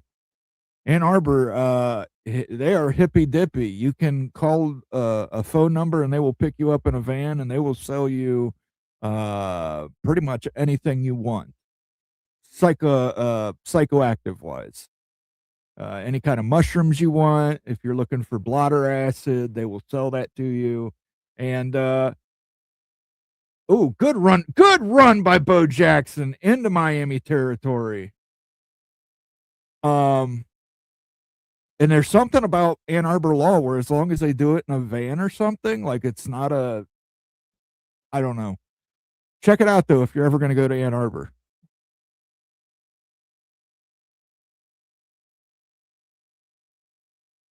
We don't gamble in Iowa. I know some of the casinos don't pay off if you're from Iowa.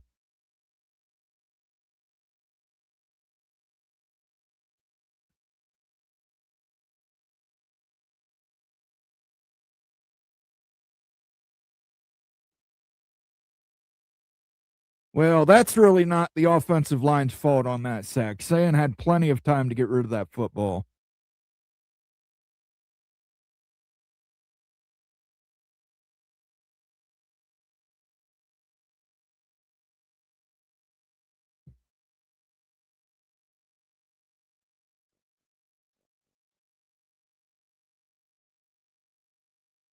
Sayin's got to get in the habit. He's just going to have to tuck it and run.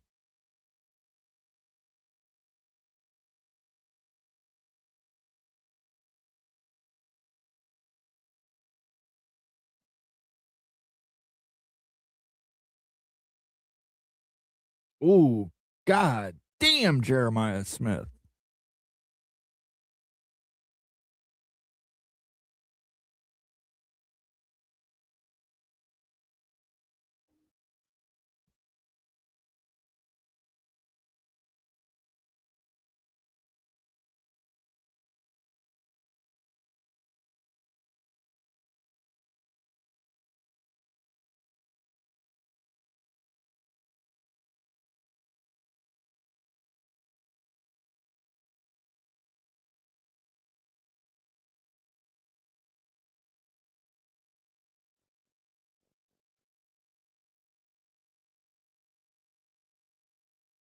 I was shocked to find California liquor was far cheaper than when I lived in Iowa. I've never bought a bottle in California. I've only bought it at restaurants and whatnot.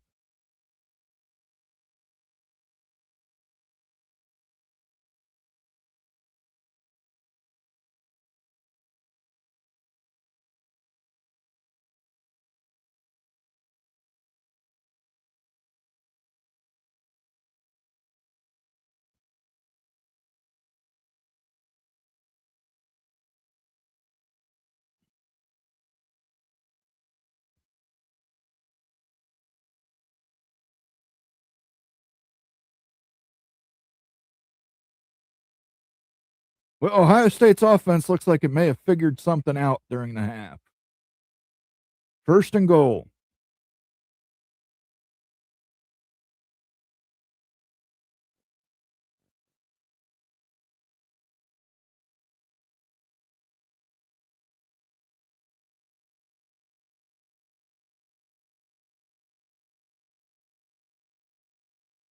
Still, that defensive end, Matador, made the tackle on that. He was just a ball hound.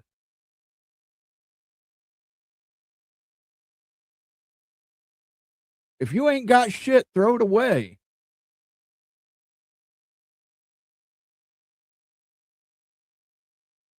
Oh, it's going to take 20 years off my life.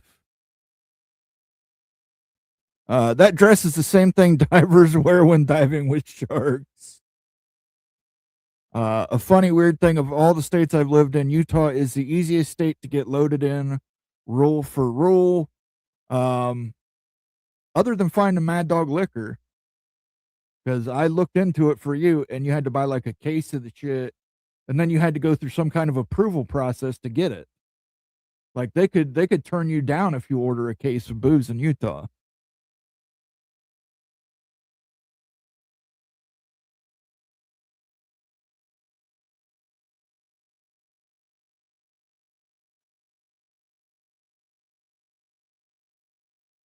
Fell into a rabbit hole on YouTube watching Japan 14-hour workers that live in 200 square foot apartments. Let's hope that just stays. Let's hope that just stays in Japan. But here you have 14-hour workers that don't have 200 square foot apartments.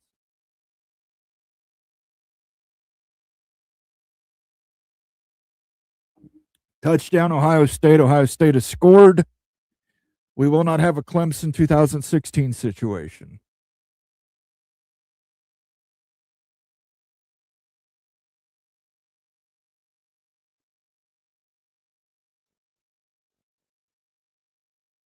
I've been going to the same dealers for decades at this point. Some of the best people I know. Ironic, I guess. Look, I go to Michigan for it. I'm not going to lie. The quality is better in Michigan. The price is better in Michigan.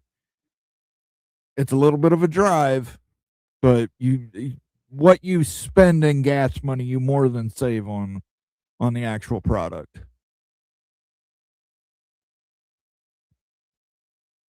Slot machines at gas stations in Georgia, we used to have the same things, except for gambling people, like at truck stops, it would print out like coupons you could use, like if you won like money on it, instead of giving you money, it would just be like a credit on shit from the truck stop gift store.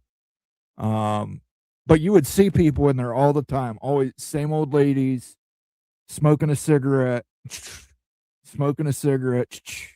pushing the buttons.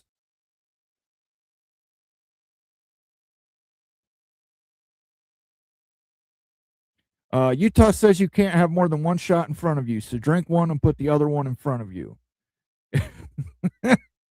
I guess so. You can just keep turning around until it's not in front of you.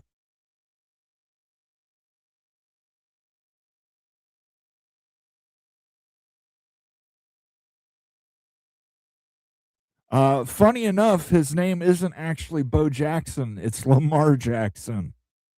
And his dad just called him Bo. So he can be either Bo Jackson or Lamar Jackson. And I guess he chose to go with the older player.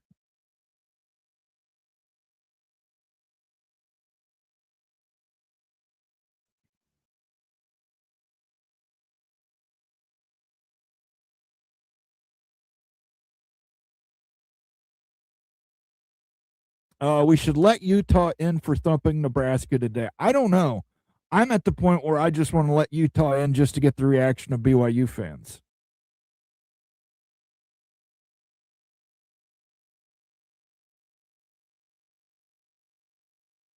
I thought that the Olympics were in Milan. No, they're in Los Angeles at some point.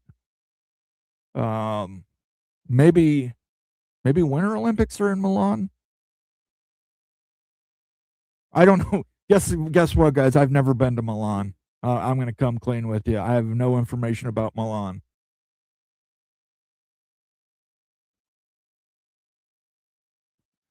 Mad Dog liquor is for the bums, Mo, and still you should have the opportunity to buy it. At my point, you shouldn't have to buy a whole case of Mad Dog 2020 if somebody wants to do a challenge and try it. And then possibly get turned down for it.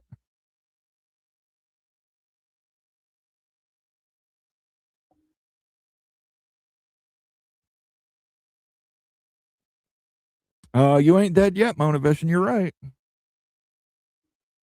This drink's almost dead, but this TV's talking to me again. Last week of the year, big plans. Watching me from the couch. No, I'm watching you from a computer chair.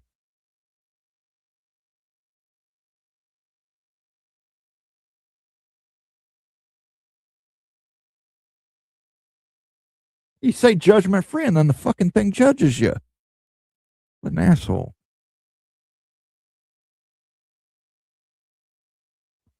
Ohio State used up half the third quarter on that drive. They had better stop Miami or get a turnover.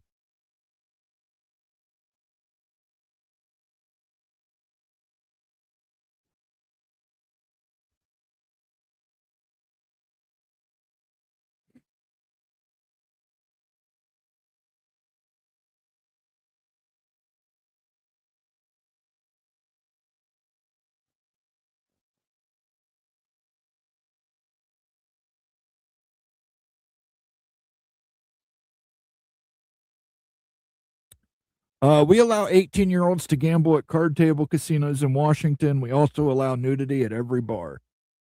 You allow it, but do you encourage it?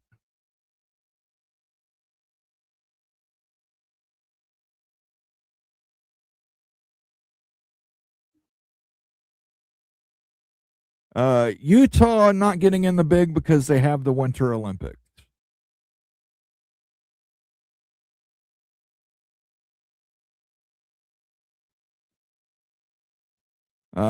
Charlemagne says Cristobal is copying the same game plan that Miami used against Ohio State. They're forcing Ohio State O-line to win the game. O-line did better last offensive drive, but still not great.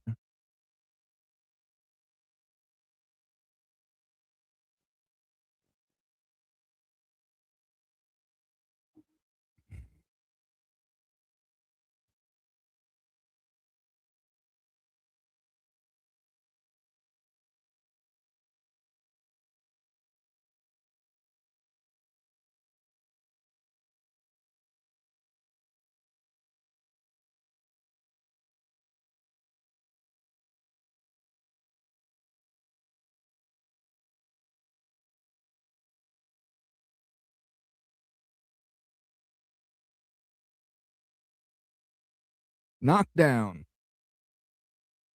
3rd and 5 coming up here. Can Ohio State get the stop? They need it.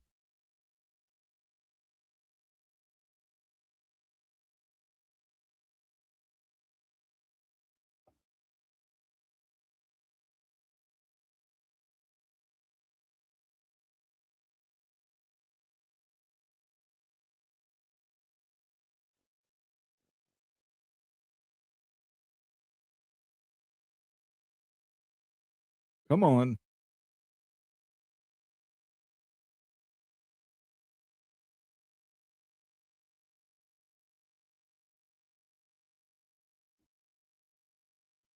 First down, Miami.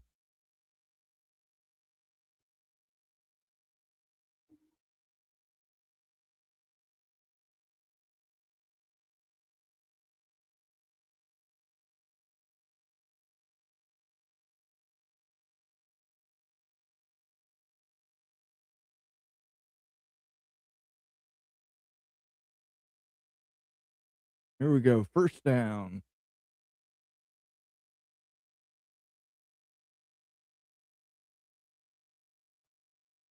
Fletcher's good. I mean, he's getting a solid 5 yards per carry.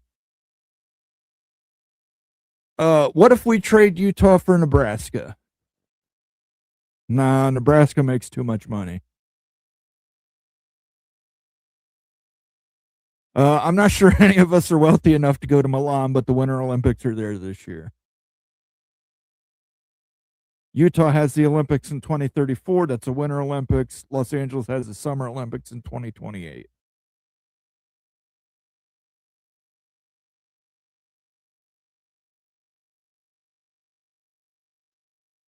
The Big always looks for the prestigious universities with a lot of rich city tradition and are the best in their state. Utah screams Big Ten.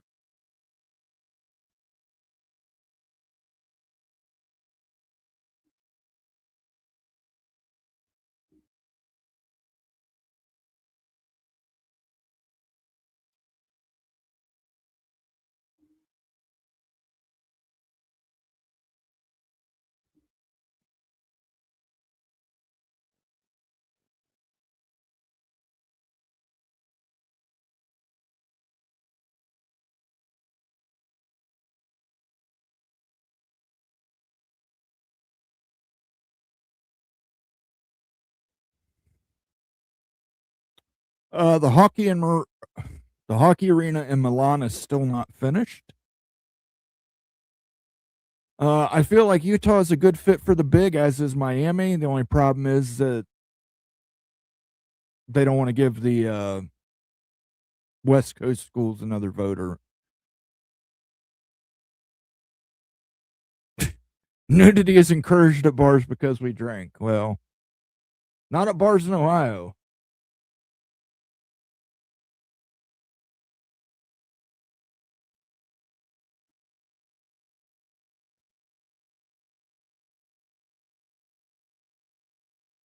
Sack.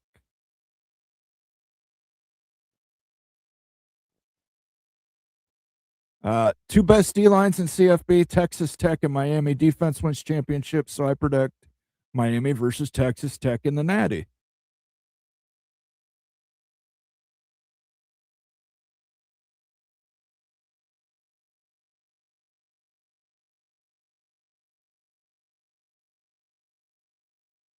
Third and 9. Here we go.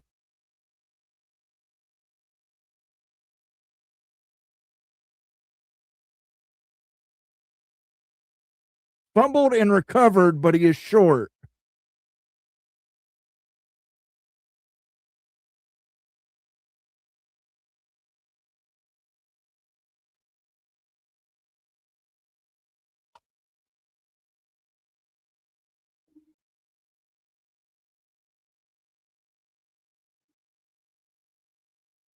Tony got very, very lucky on that play.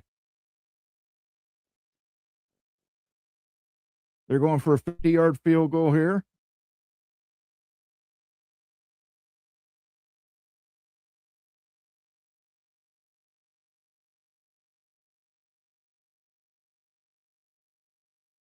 Wow, he was perfect.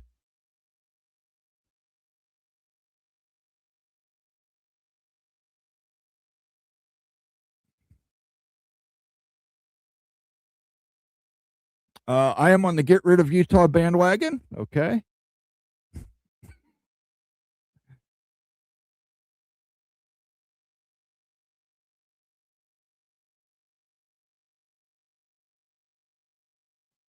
The national media has no clue how good TTU's defense is.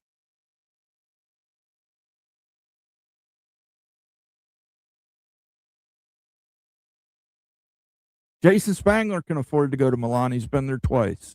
It's a great city.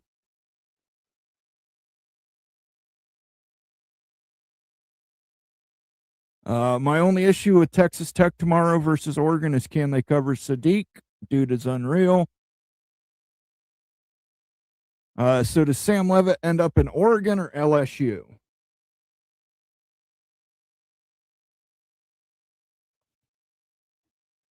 Might end up in Miami.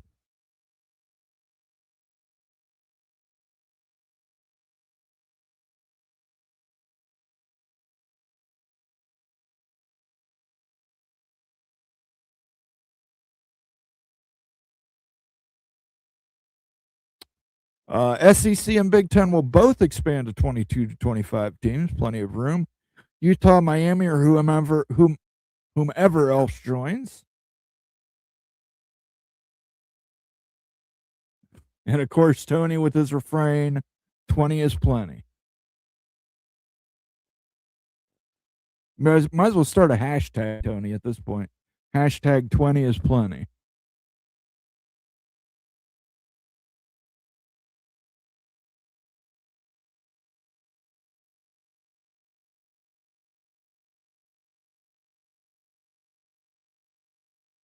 Tony Lawson wants to trade Wisconsin for Utah State. Then we're going to trade Minnesota for Colorado State.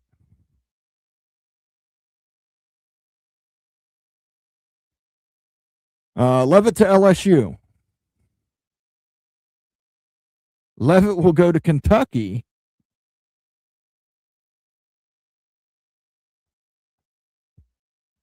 I'm skeptical on Texas Tech, but I also thought Ohio State would dominate Miami. Miami, Georgia Tech, and call it a day. The only one I've heard mentioned multiple times is Miami. Everybody I've talked to that has any information like that has brought up Miami. A couple people brought up Georgia Tech, but Miami seems to be universal. Not only the game results, but the fact that all the desirable coaches and players in this postseason in the portal are Big 12 players. It's always better to stand on your own than it is to beg.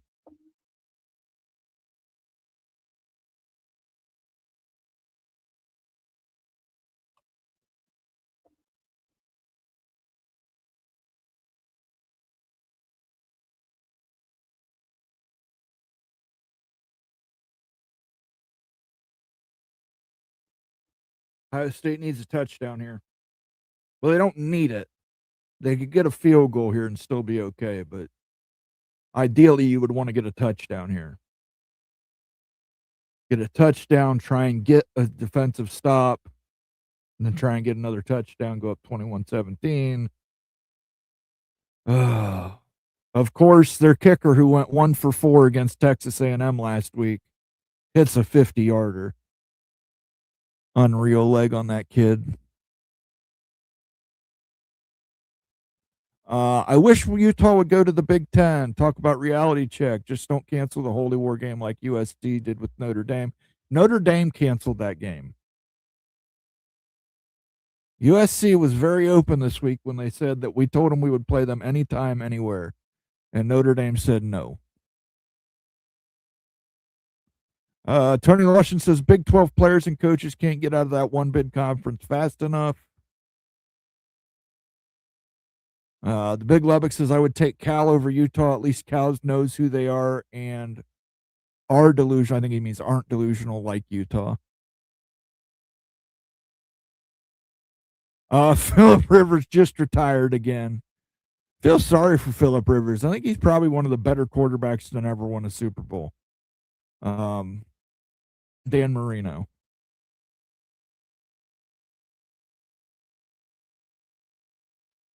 BYU now has a true holy war with Notre Dame. Okay, we don't need to go on religious crusades here, Stormy Cyclone. Catholics versus Mormons. Or as they'll probably call it, Catholics versus heretics. Rivers got 5 more years on health insurance for his family, though. He's a millionaire. Catholics versus Mormons until Notre Dame leaves BYU high and dry like everyone else.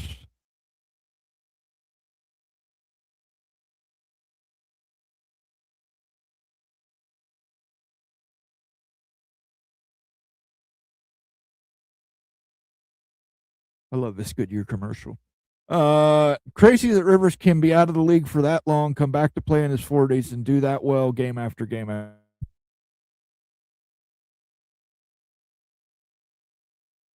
I thought Notre Dame signed a 12-year deal with Clemson. Why aren't they playing next year?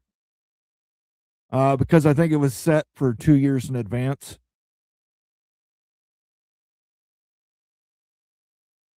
Boom.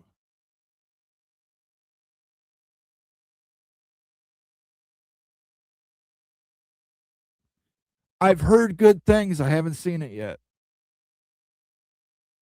But for the first time, I don't know, a couple weeks ago, I watched Hereditary based off of a review. We're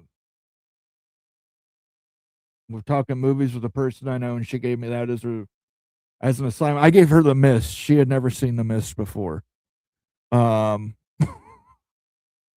She was not happy with that. She was not a fan of the ending of The Mist. You get 5 years of free health insurance when you retire.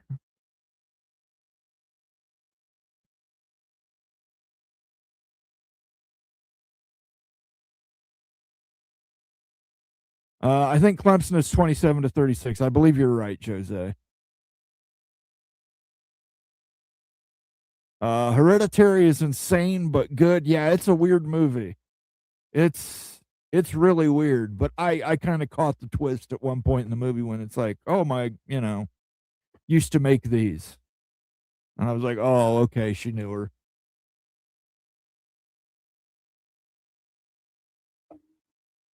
But then I watched Weapons too. But yeah, I know it's got Hugh Grant in it. I think it's on Peacock. It's either on Peacock or HBO Max. I just haven't watched it yet. But I've heard good things about it. I just haven't had a chance to watch it yet. See, I like horror movies, but my significant other, she doesn't care for them. So I end up watching a lot of horror movies by myself and being like, oh, is that a horror movie? Although I will say this, there's one horror movie I actually want to go see, and that is Primate with the ape. And that ape looks so fake. I can't believe they're doing a Primate movie with a fake looking ape like that, but not since Monkey Shines.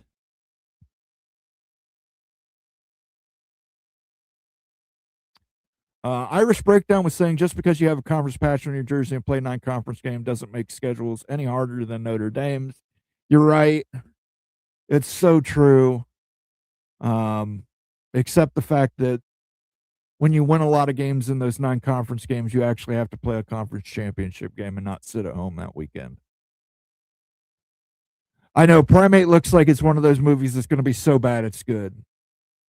And like I love that it's like 92% score on Rotten Tomatoes. This is 12/17, and it's like, well, if the movie doesn't open till January 9th, who are you getting these audience scores from? All people you gave free preview tickets to, who are going to love everything that if you give them a free ticket to it.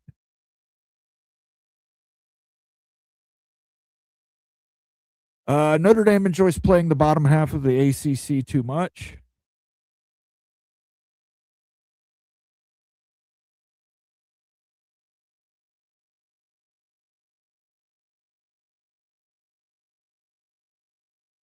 Moen, you're full of shit. USC has been in a conference for 112 years and never has that rivalry been in question until the Big Ten. That on previous episodes, you have said the Big Ten has told teams not to play Notre Dame again. USC gave them a compromise to play for the next 2 seasons. They chose not to take it. Once again, at the beginning of the season, before negotiations started, they told them we'll play you any place, anywhere, anytime. Notre Dame chose not to do that. And the Big Ten would have given them multiple exemptions to continue that rivalry. That was a Notre Dame decision. To show you how disciplined these 2 teams are, not one penalty. On the flip side, you can say refs just ain't calling shit because there have been penalties. They just haven't been called.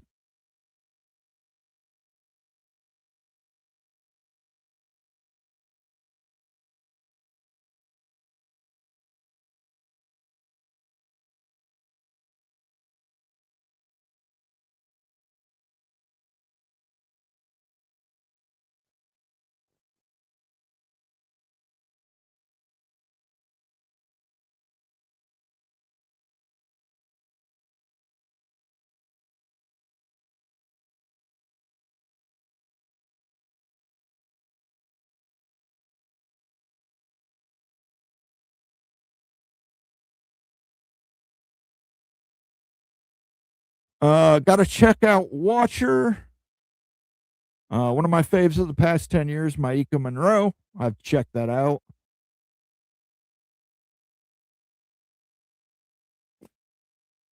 As a Husky fan, I'd love to swap Indiana, Oregon, USC, and Penn State next year for Navy, Boston College, Stanford, and Rice.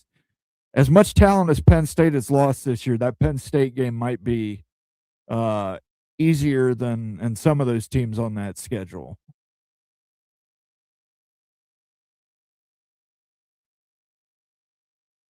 Joe on the Ruffino and Joe show is coping hard for Notre Dame not accepting the UA game.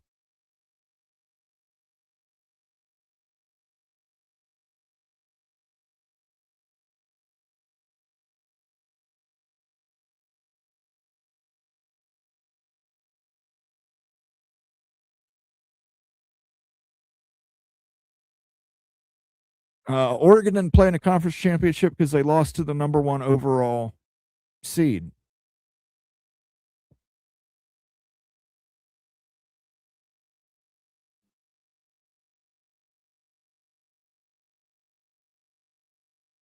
Ooh. What a catch by Smith.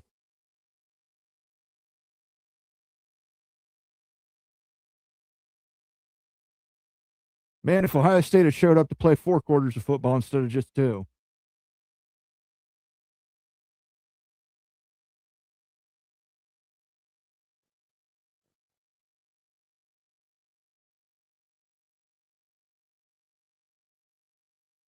Injured Miami player on the field.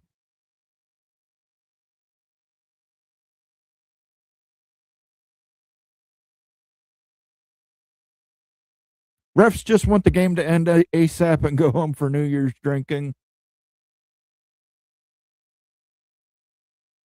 Check out Together, crazy horror movie. Becky, the Gophers are in Seattle next year. Oh, yeah. Buckle up, Becky. Coy Parrish might be in Columbus next year.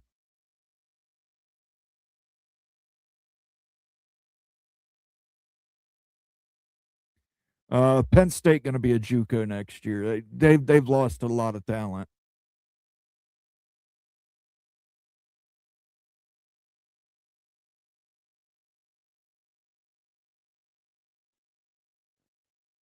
End of third quarter. Time for rum. Get more rummy for my tummy. I will be back in a moment, folks. Miami up 17-7 at the end of the third quarter.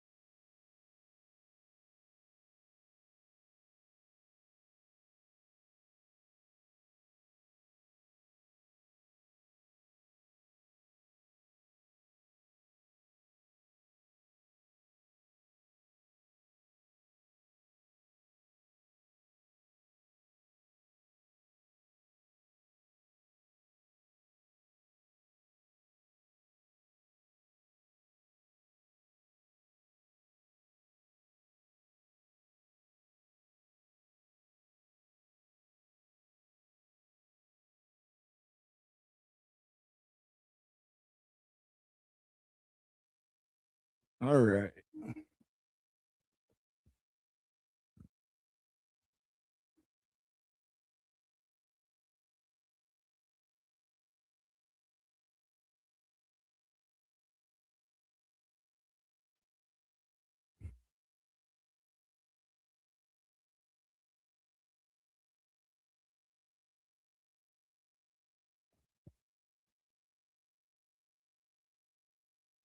Well, not necessarily 4-down territory. They might try and kick with Julian or Jay Fielding here, but if I'm Ohio State, I'm going for it here.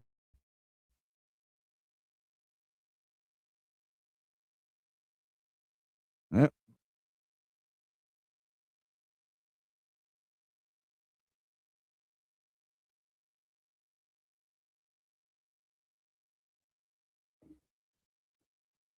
Miami could almost seal it right here. They would take momentum away from Ohio State if they stopped this.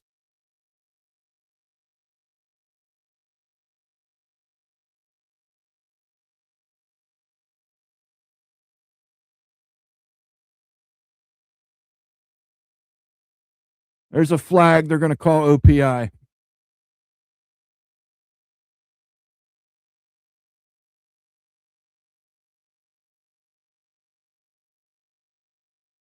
Oh, okay.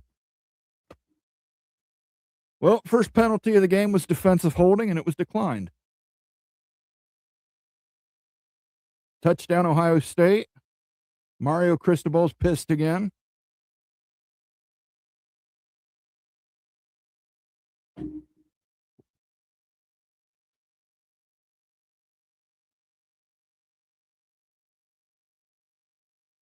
Ohio State defense has got to come up here. Companion, Sophia Thatcher. I'll make a note of that too, Jason. I will check that out.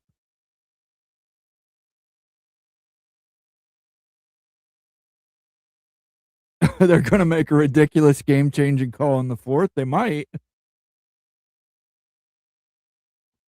My pro comp for Smith is Puka Nacua. Thoughts, Moen?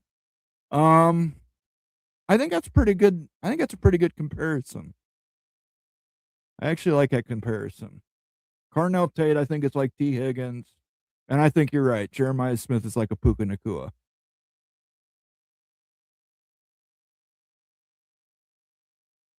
Miami tends to choke. You guys are good. Well, look.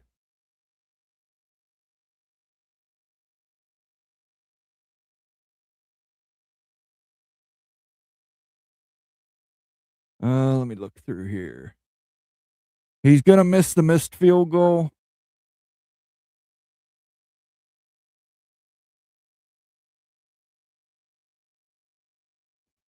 No, she's had her hair up the whole game.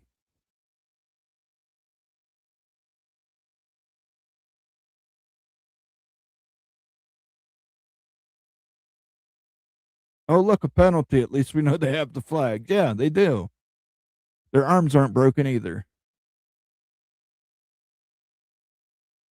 Mario looks nervous, not good for the Canes. Hey, man, the Canes are ahead by 3 in the fourth quarter with Ohio State. I think they're the best for Ohio State is from Miami. Yeah, that's true. Jeremiah Smith is from Miami. Listen, they're up 3 in the fourth quarter. Their offense has been doing pretty well moving the ball. We'll see how they do this drive.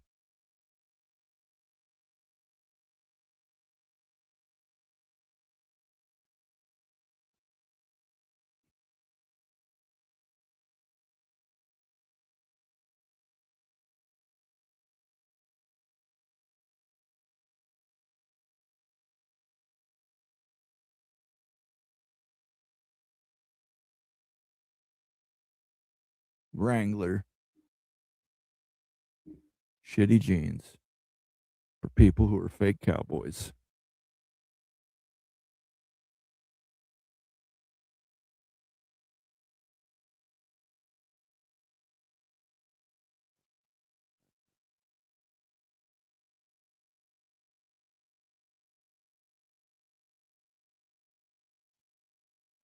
Ohio State needs to stop now. Absolutely right. Nothing more than a field goal could be allowed. I don't think you can even allow a field goal. I think they need to get a 3-and-out right here. We definitely gonna get a classic Cristobal time management situation coming up. Yeah, that's the thing with Cristobal. A couple times this year, he still had the same issue too. He never learns from it.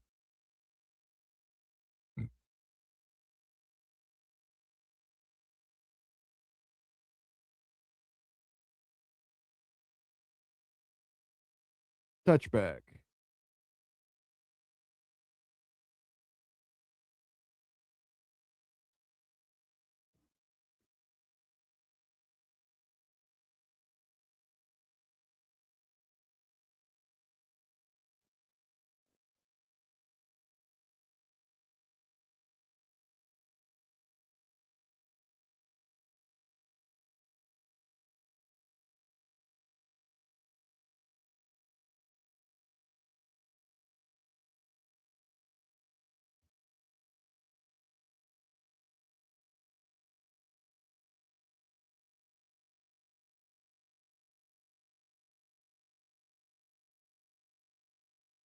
Go 1st and 10.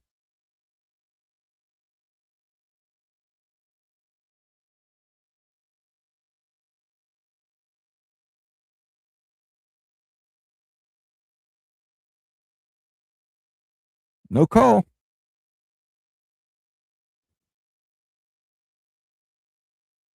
Ohio State established the run 12 personnel, and it's been a different game.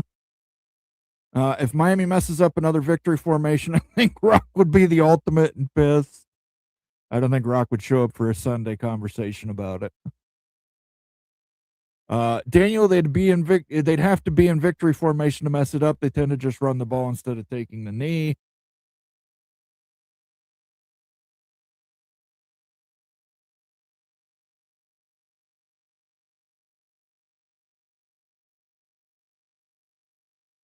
All right, here we go. 3rd and long.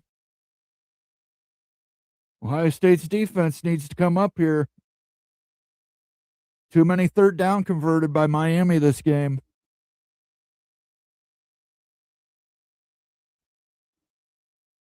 Is Rock doing a watch party? Yeah, he's watching it by himself in Los Angeles. A watch party of one.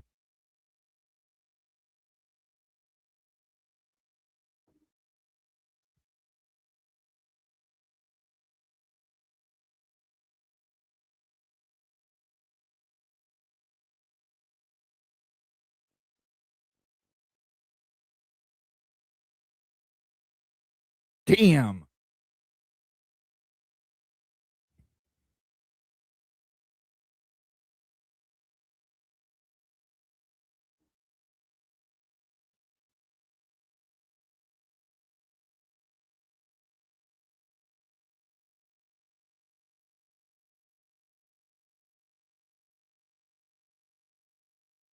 Beck needs to throw an interception.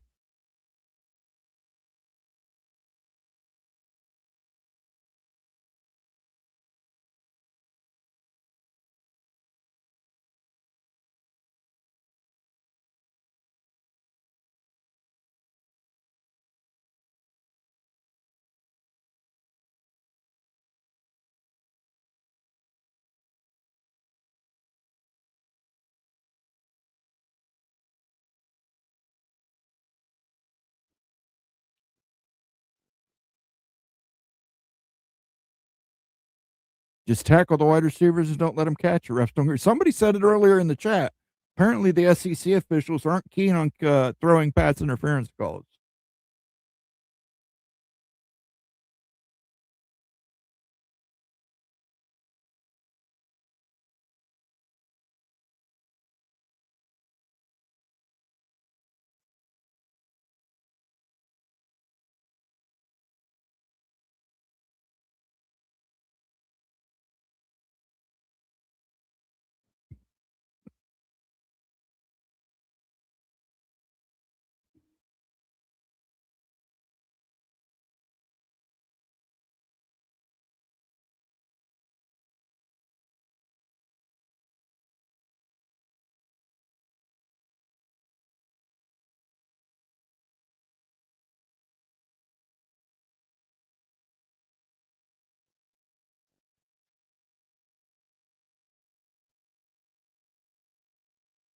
4th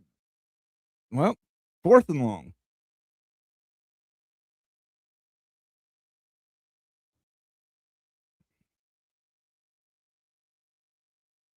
Kane's calling plays in the wrong order. Check his shins.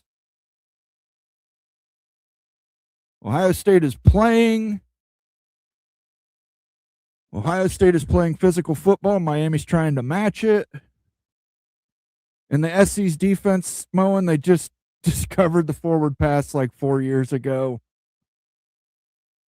Good game, Miami. You tried. Listen, man, Miami's winning by 3 points in the 4th quarter. I don't know why you guys think this game is over. I get that Ohio State's had momentum the last 2 offensive drives, but I'm not willing to just concede that Ohio State's going to go down here and score a touchdown. They obviously can't kick a field goal.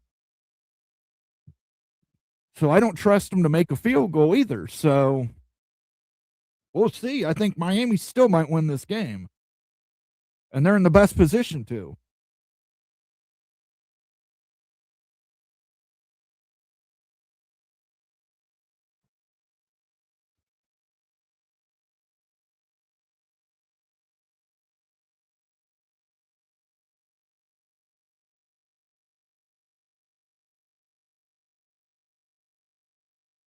Taco Bell's only good when you're drunk. But when you're drunk, it's really good. CJ Pirich bouncing back. There you go. Game is not over. I called it earlier. This game mirrors Nebraska from 94 so much. Ref this, ref that, this conference, that conference. I don't care who says that, who says what. Fucking win. Was it over when the Germans bombed Pearl Harbor? We've got to play. Well, maybe I have it. Maybe I don't.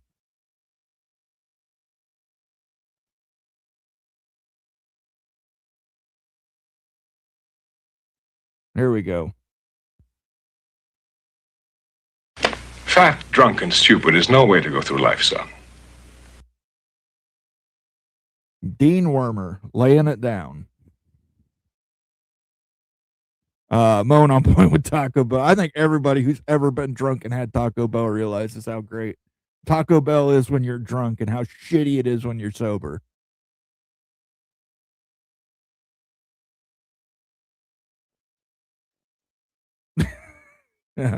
Marcus Williams, you may have to go and check out Animal House, National Lampoon's Animal House. John Belushi's character goes on an epic rant and says, "Was it over when the Germans bombed Pearl Harbor?" And the guy looks at the other guy and he says, "Don't worry about it. He's on a roll."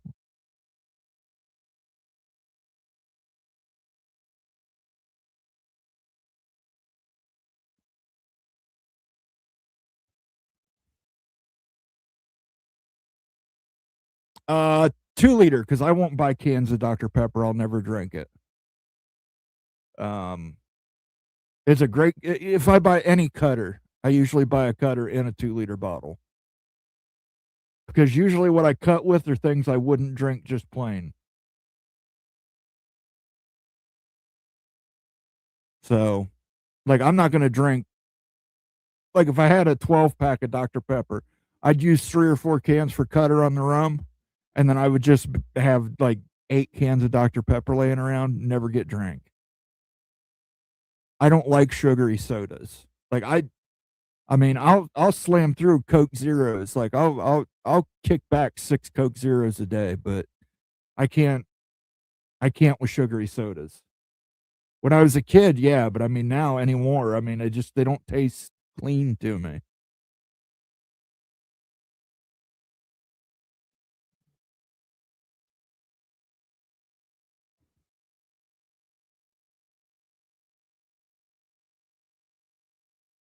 Waffle House is pretty dope when you're drunk too. I'm not gonna lie.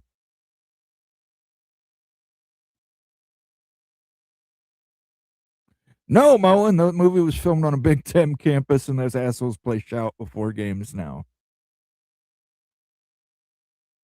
Faber College motto: knowledge is good.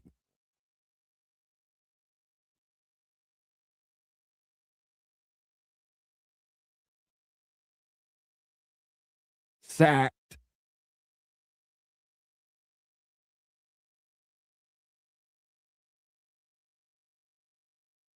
Third and long coming up.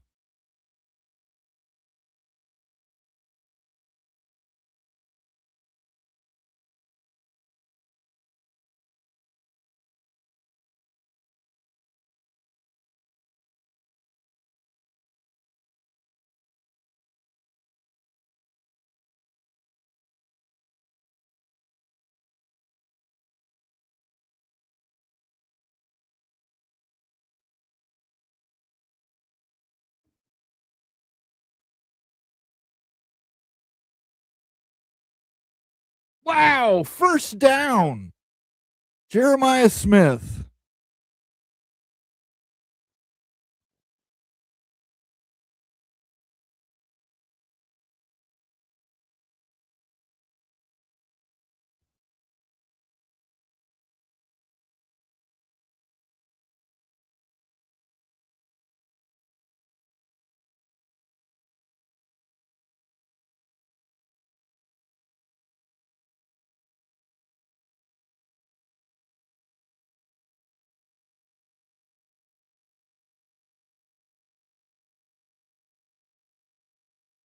Second and 10. Dr. Pepper is the best pop ever, especially when it's cut with Bacardi 151. Especially Dr. Pepper Vanilla. Your Midwest is showing, Marcus. You called it pop.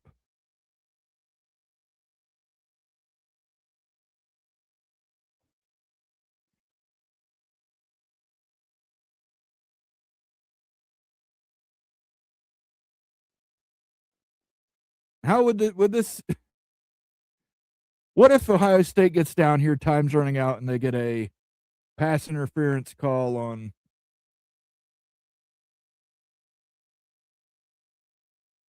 This is going to be a holding call on Ohio State.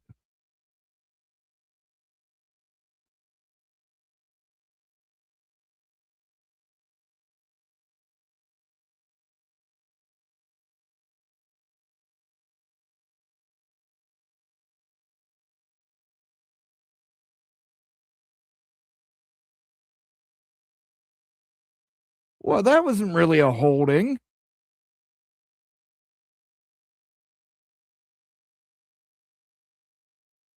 I don't agree with that call.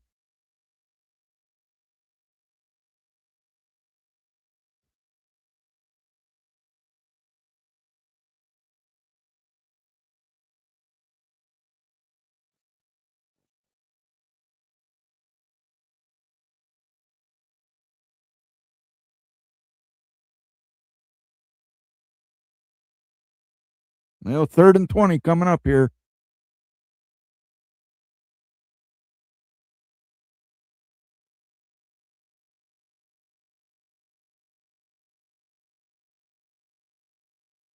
Not a fan that this might come down to a field goal attempt for OSU.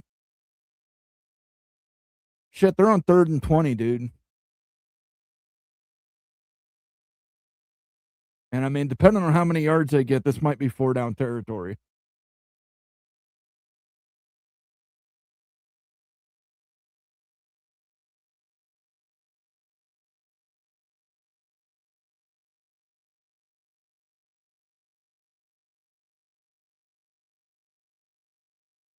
Well, 4th and 20, they're going to have to punt.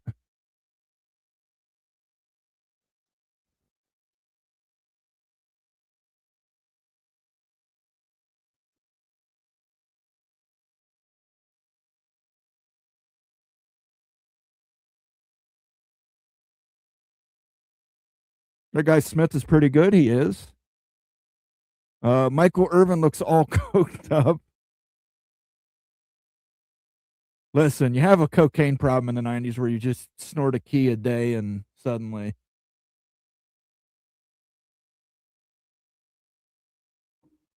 We got a flag here.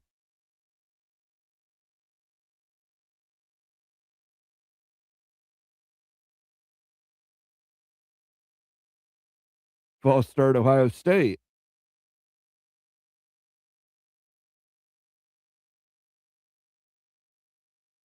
Oh, illegal formation.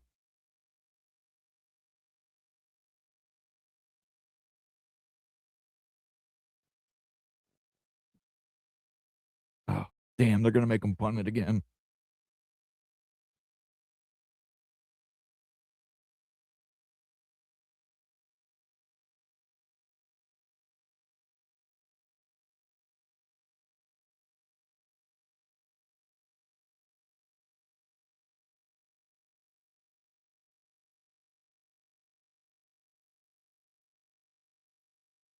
I love when these commentators set up stuff. Game-changing returns.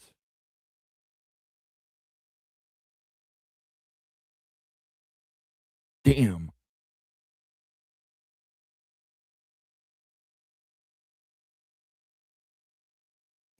Jeremiah Smith is going to have to put this team on his shoulders. There's nothing he can do. He got to have a quarterback that's clean to throw it to him.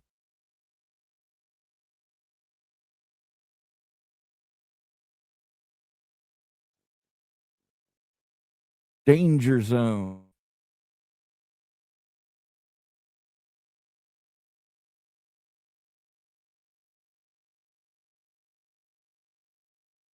Yeah, I didn't see the holding there either.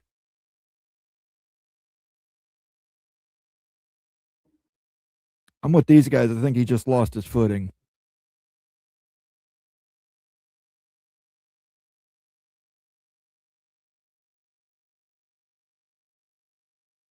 Agreed. I think defense needs to get a turnover more than anything else.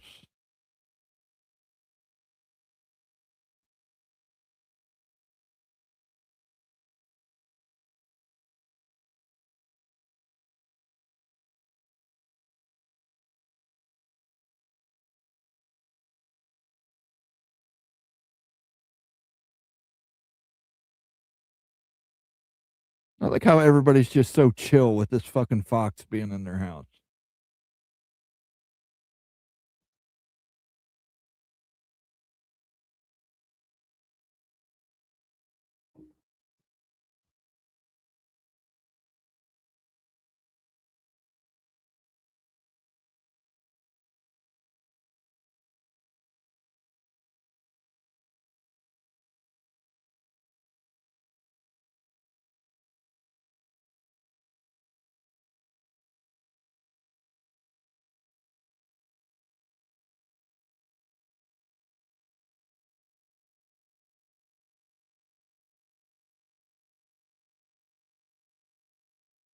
All right, don't play this stupid hockey commercial. It always freezes the app.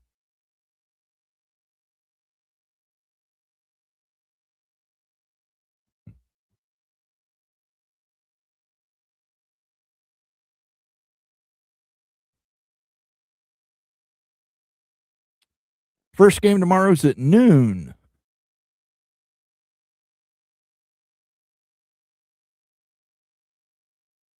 Cocaine is a hell of a drug.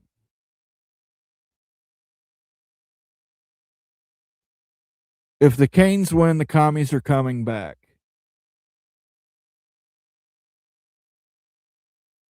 Makeup call for the clipping on the third down conversion.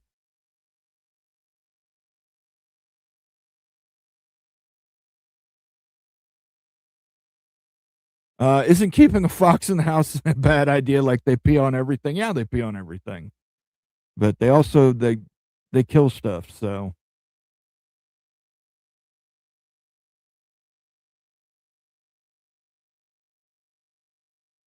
but I guess that's charming enough fox where they'll let him pee on everything if it just keeps.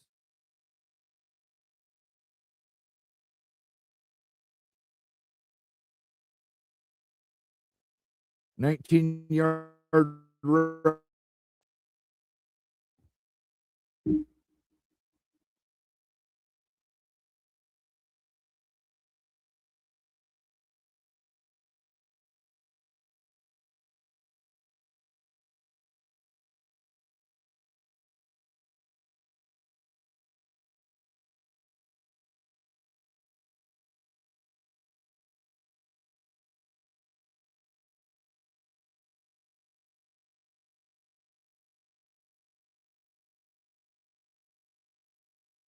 Yeah, you got to key in, guys. You know they're going to run it.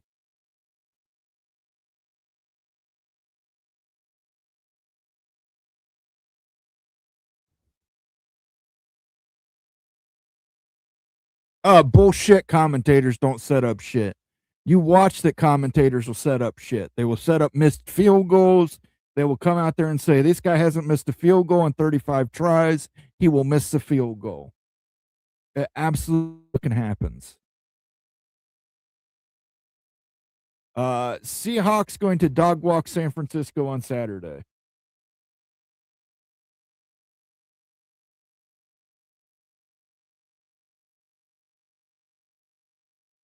Besmirch you know who.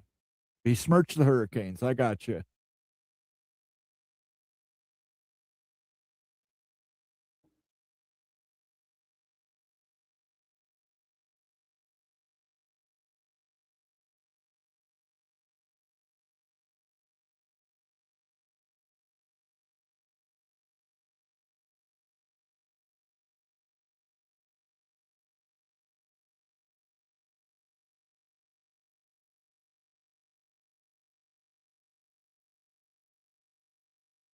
Fuck.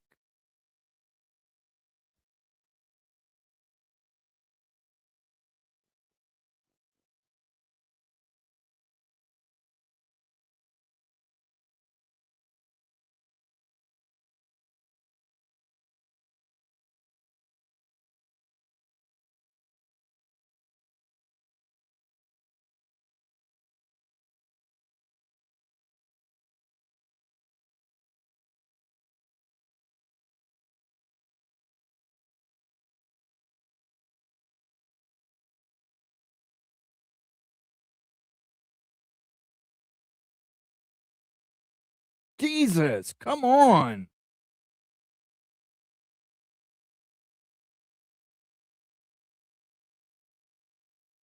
Ohio State's got to hold them to a field goal here.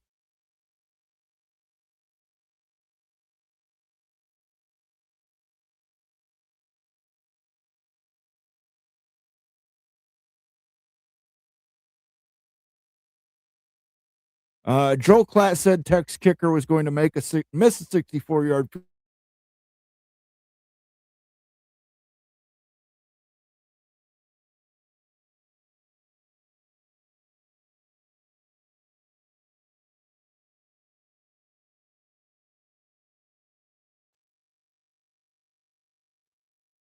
Absolutely proves my point. Said he was going to miss it. They nailed it.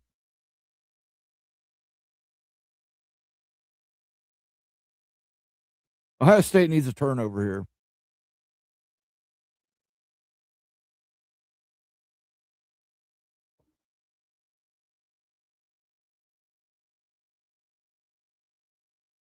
By the way, Mario Cristobal's never lost a game to the Big Ten or to Ohio State.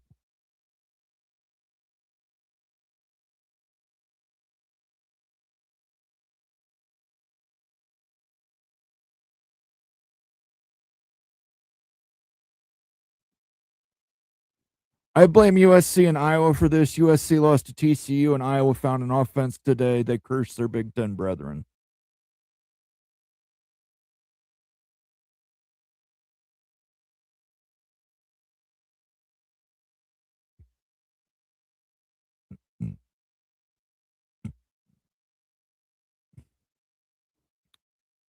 Field goal wouldn't end the game.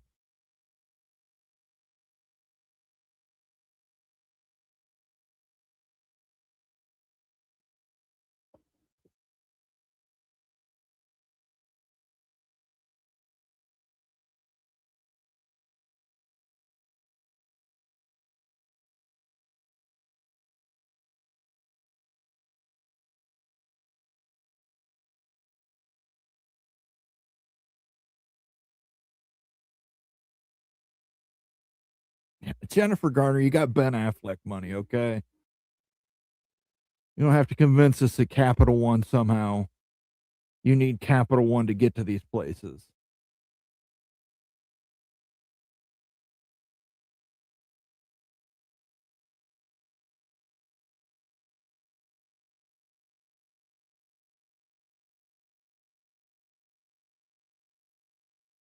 Yep. Nobody else is concerned about these possessed recliners running down the street.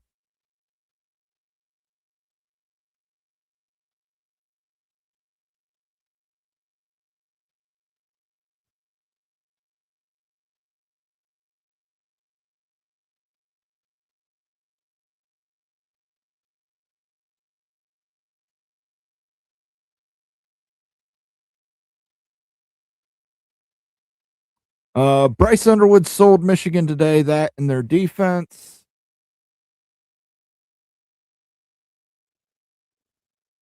We need to have a Miami versus Tech title game. I'm rooting for chaos. Once again, it wasn't private equity, it's public capital. There's a difference. Couldn't be a better time for Michigan to get good coaching and development for Underwood. Ohio State barely made the playoffs in 2014 when TCU and Baylor got left out and OSU won the Natty.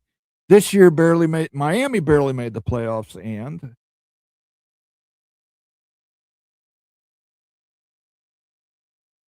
yep, Mario beat Ohio State in the shoe, and then Stanford tuned him up 2 weeks later.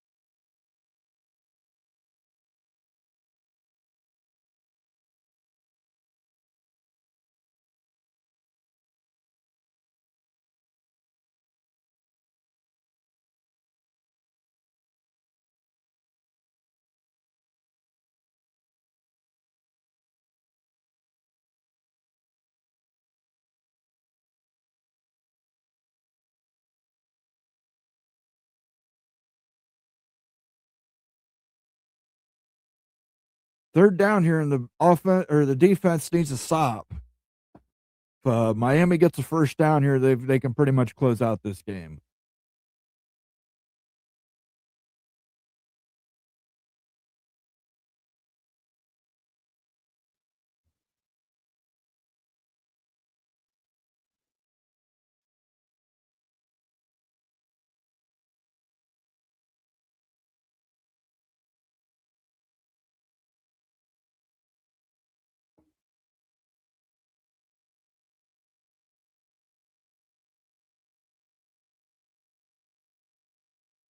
First down, first and goal.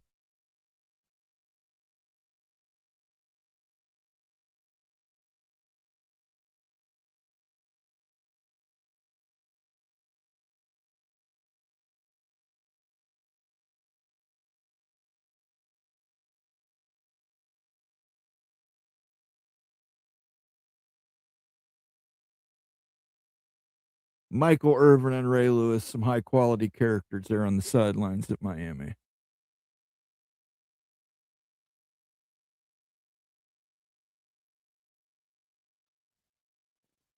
You have to own up for this in the Big Ten. This isn't a good look for AQ. It's one game. It's one game. I mean, listen, you may not like the AQ structure, but this is what you guys agreed to. You can't tell me that, oh, we don't like AQs. You agreed to AQs.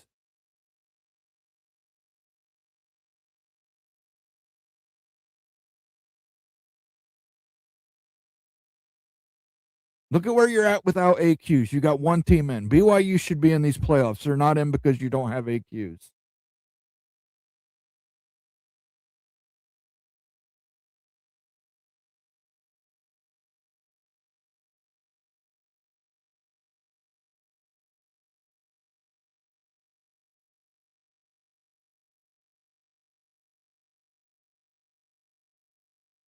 Need a turnover. Go for stripping that ball. Punch it out.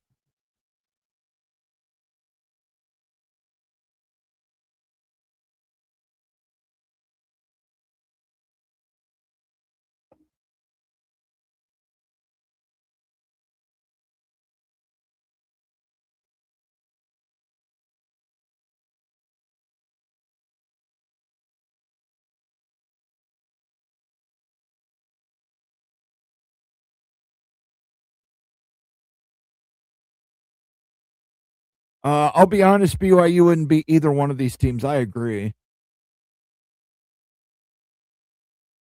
Especially with Bear Bachmeier's injury.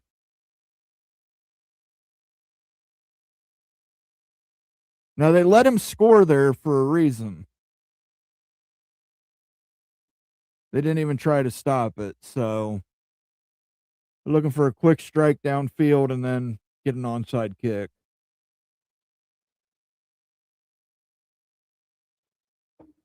By the way, 23 points is the most put up by any team against Ohio State's defense this year.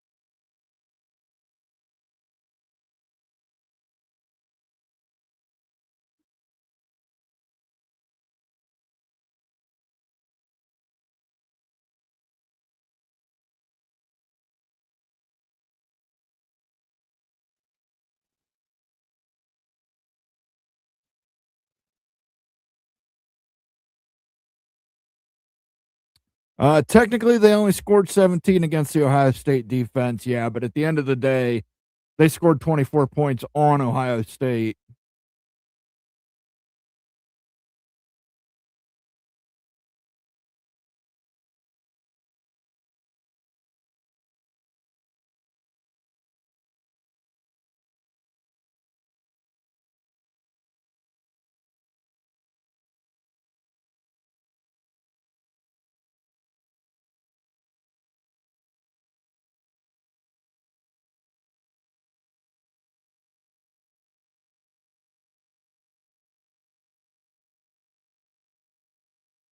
All right, they're just going to go for a touchback here.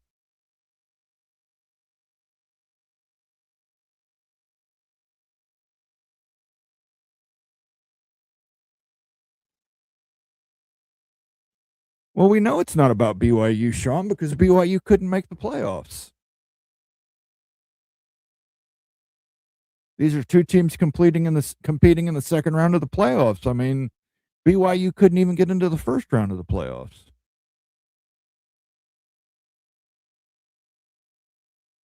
Funny thing is, if Duke didn't win, the U is probably out with Notre Dame in instead.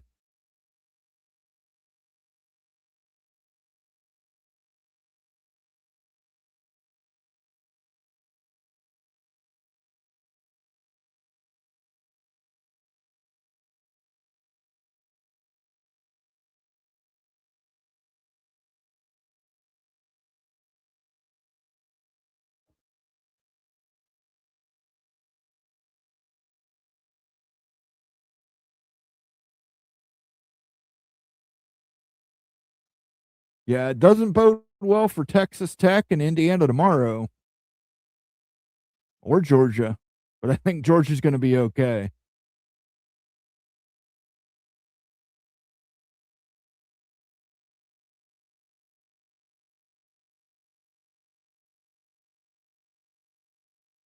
Interception. Game over. Miami wins the game.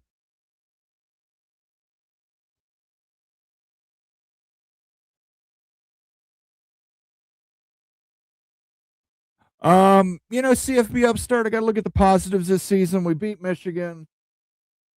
Julian Sayin's a true freshman, or not a true freshman, but he's a freshman quarterback. So, young guy.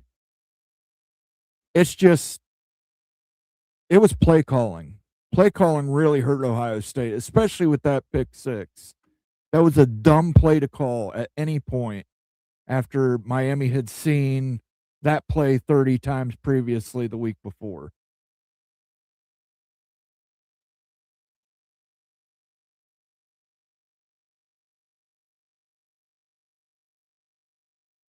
I'm happy for Miami fans, but I'm not happy for Ray Lewis or Michael Irvin.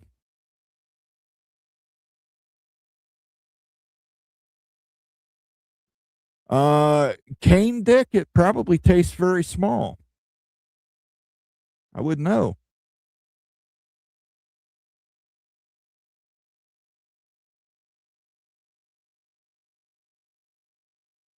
Fuck Ohio State. Ohio State has 9 national championships. In fact, the last time you competed for a national championship, Ohio State beat your ass. So I don't know what you're talking about. Do you think the long break hurt Ohio State? No. I don't think it was that.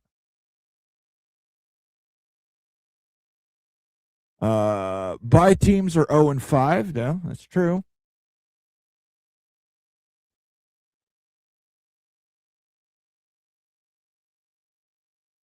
At least Ohio State won the big. Oh, wait, sorry, Moen. Hey, I was happy for the Indiana Hoosiers that they beat Ohio State. I was,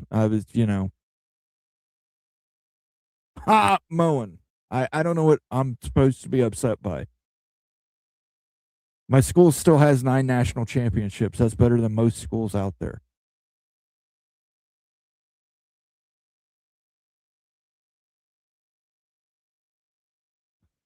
Was not a bogus PI call. There was defensive holding on the call. There were multiple penalties on that call.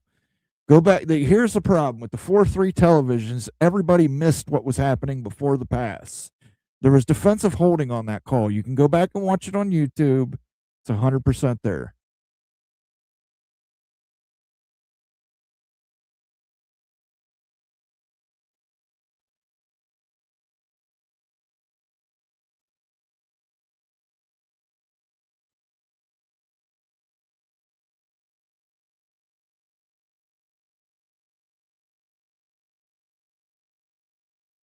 Oh, Jimmy Johnson's there.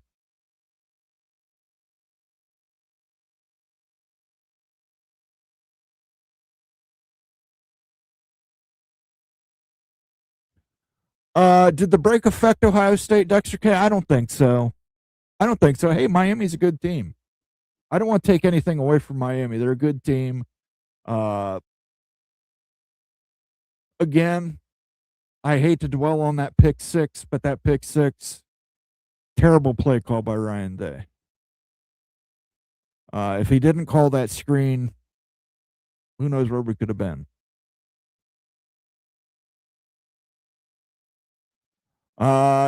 It was defensive holding at the very least.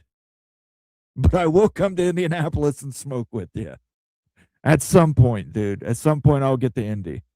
I didn't get there for last year's Royal Rumble or this year for the Big Ten championship game, but I'll get back to Indianapolis at some point. I've got family out there.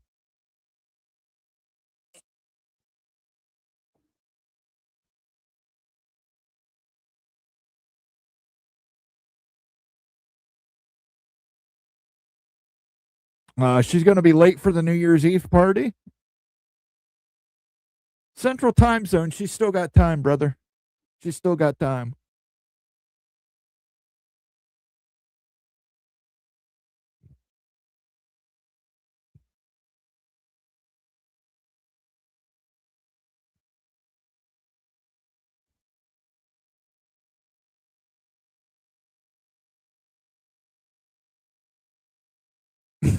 SEC will probably count this as a hypothetical win for them.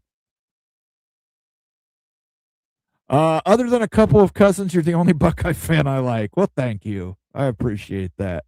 I want to thank everybody who tuned in for the watch party tonight. I know New Year's Eve, I saw a lot of people out here just consistently in the chat. I want to thank you. I think that's awesome that you guys could share New Year's Eve with me and drinking and Ohio State losing. I think people wanted to tune in for a blow up or a Moen rant, but you're really not going to get one. Ohio State true freshman, or not true freshman, but freshman quarterback. Good season. We beat Michigan. We won the game. That is what I care about most.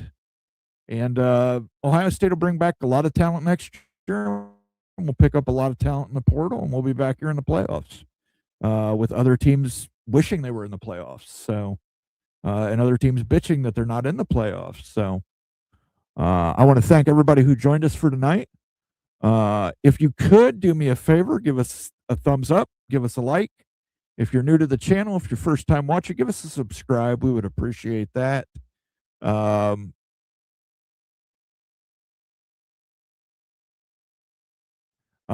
can't be upset. He's like us Chief fans. Sometimes there's just too much winning. Like,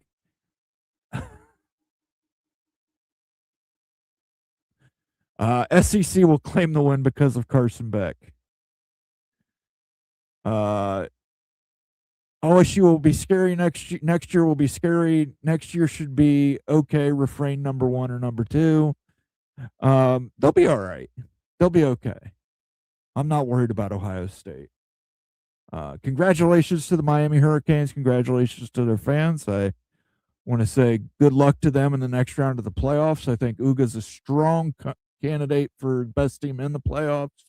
So we'll see how that plays out for him. You do get the Carson Beck storyline. Carson Beck returns to fight against the team that he left. We'll see how that works out for him.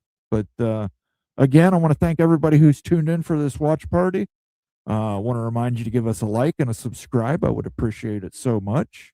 And we will catch you on Friday for our next episode of the Big Freaking Friday Show at 8 p.m. Eastern here on the College Football Mafia Network. For myself, since I was the only one that showed up here, Rock, I want to thank you all for tuning in. I will catch you this Friday on the Big Freaking Friday Show. Until then, everybody have a wonderful New Year's Eve and New Year's Day. Please, if you're going to drink, do not drive. Call an Uber, call a Lyft, talk to the bar. A lot of bars have free rides home. No reason to be driving drunk tonight, guys. So until Friday, peace out, and God bless. And go Bucks.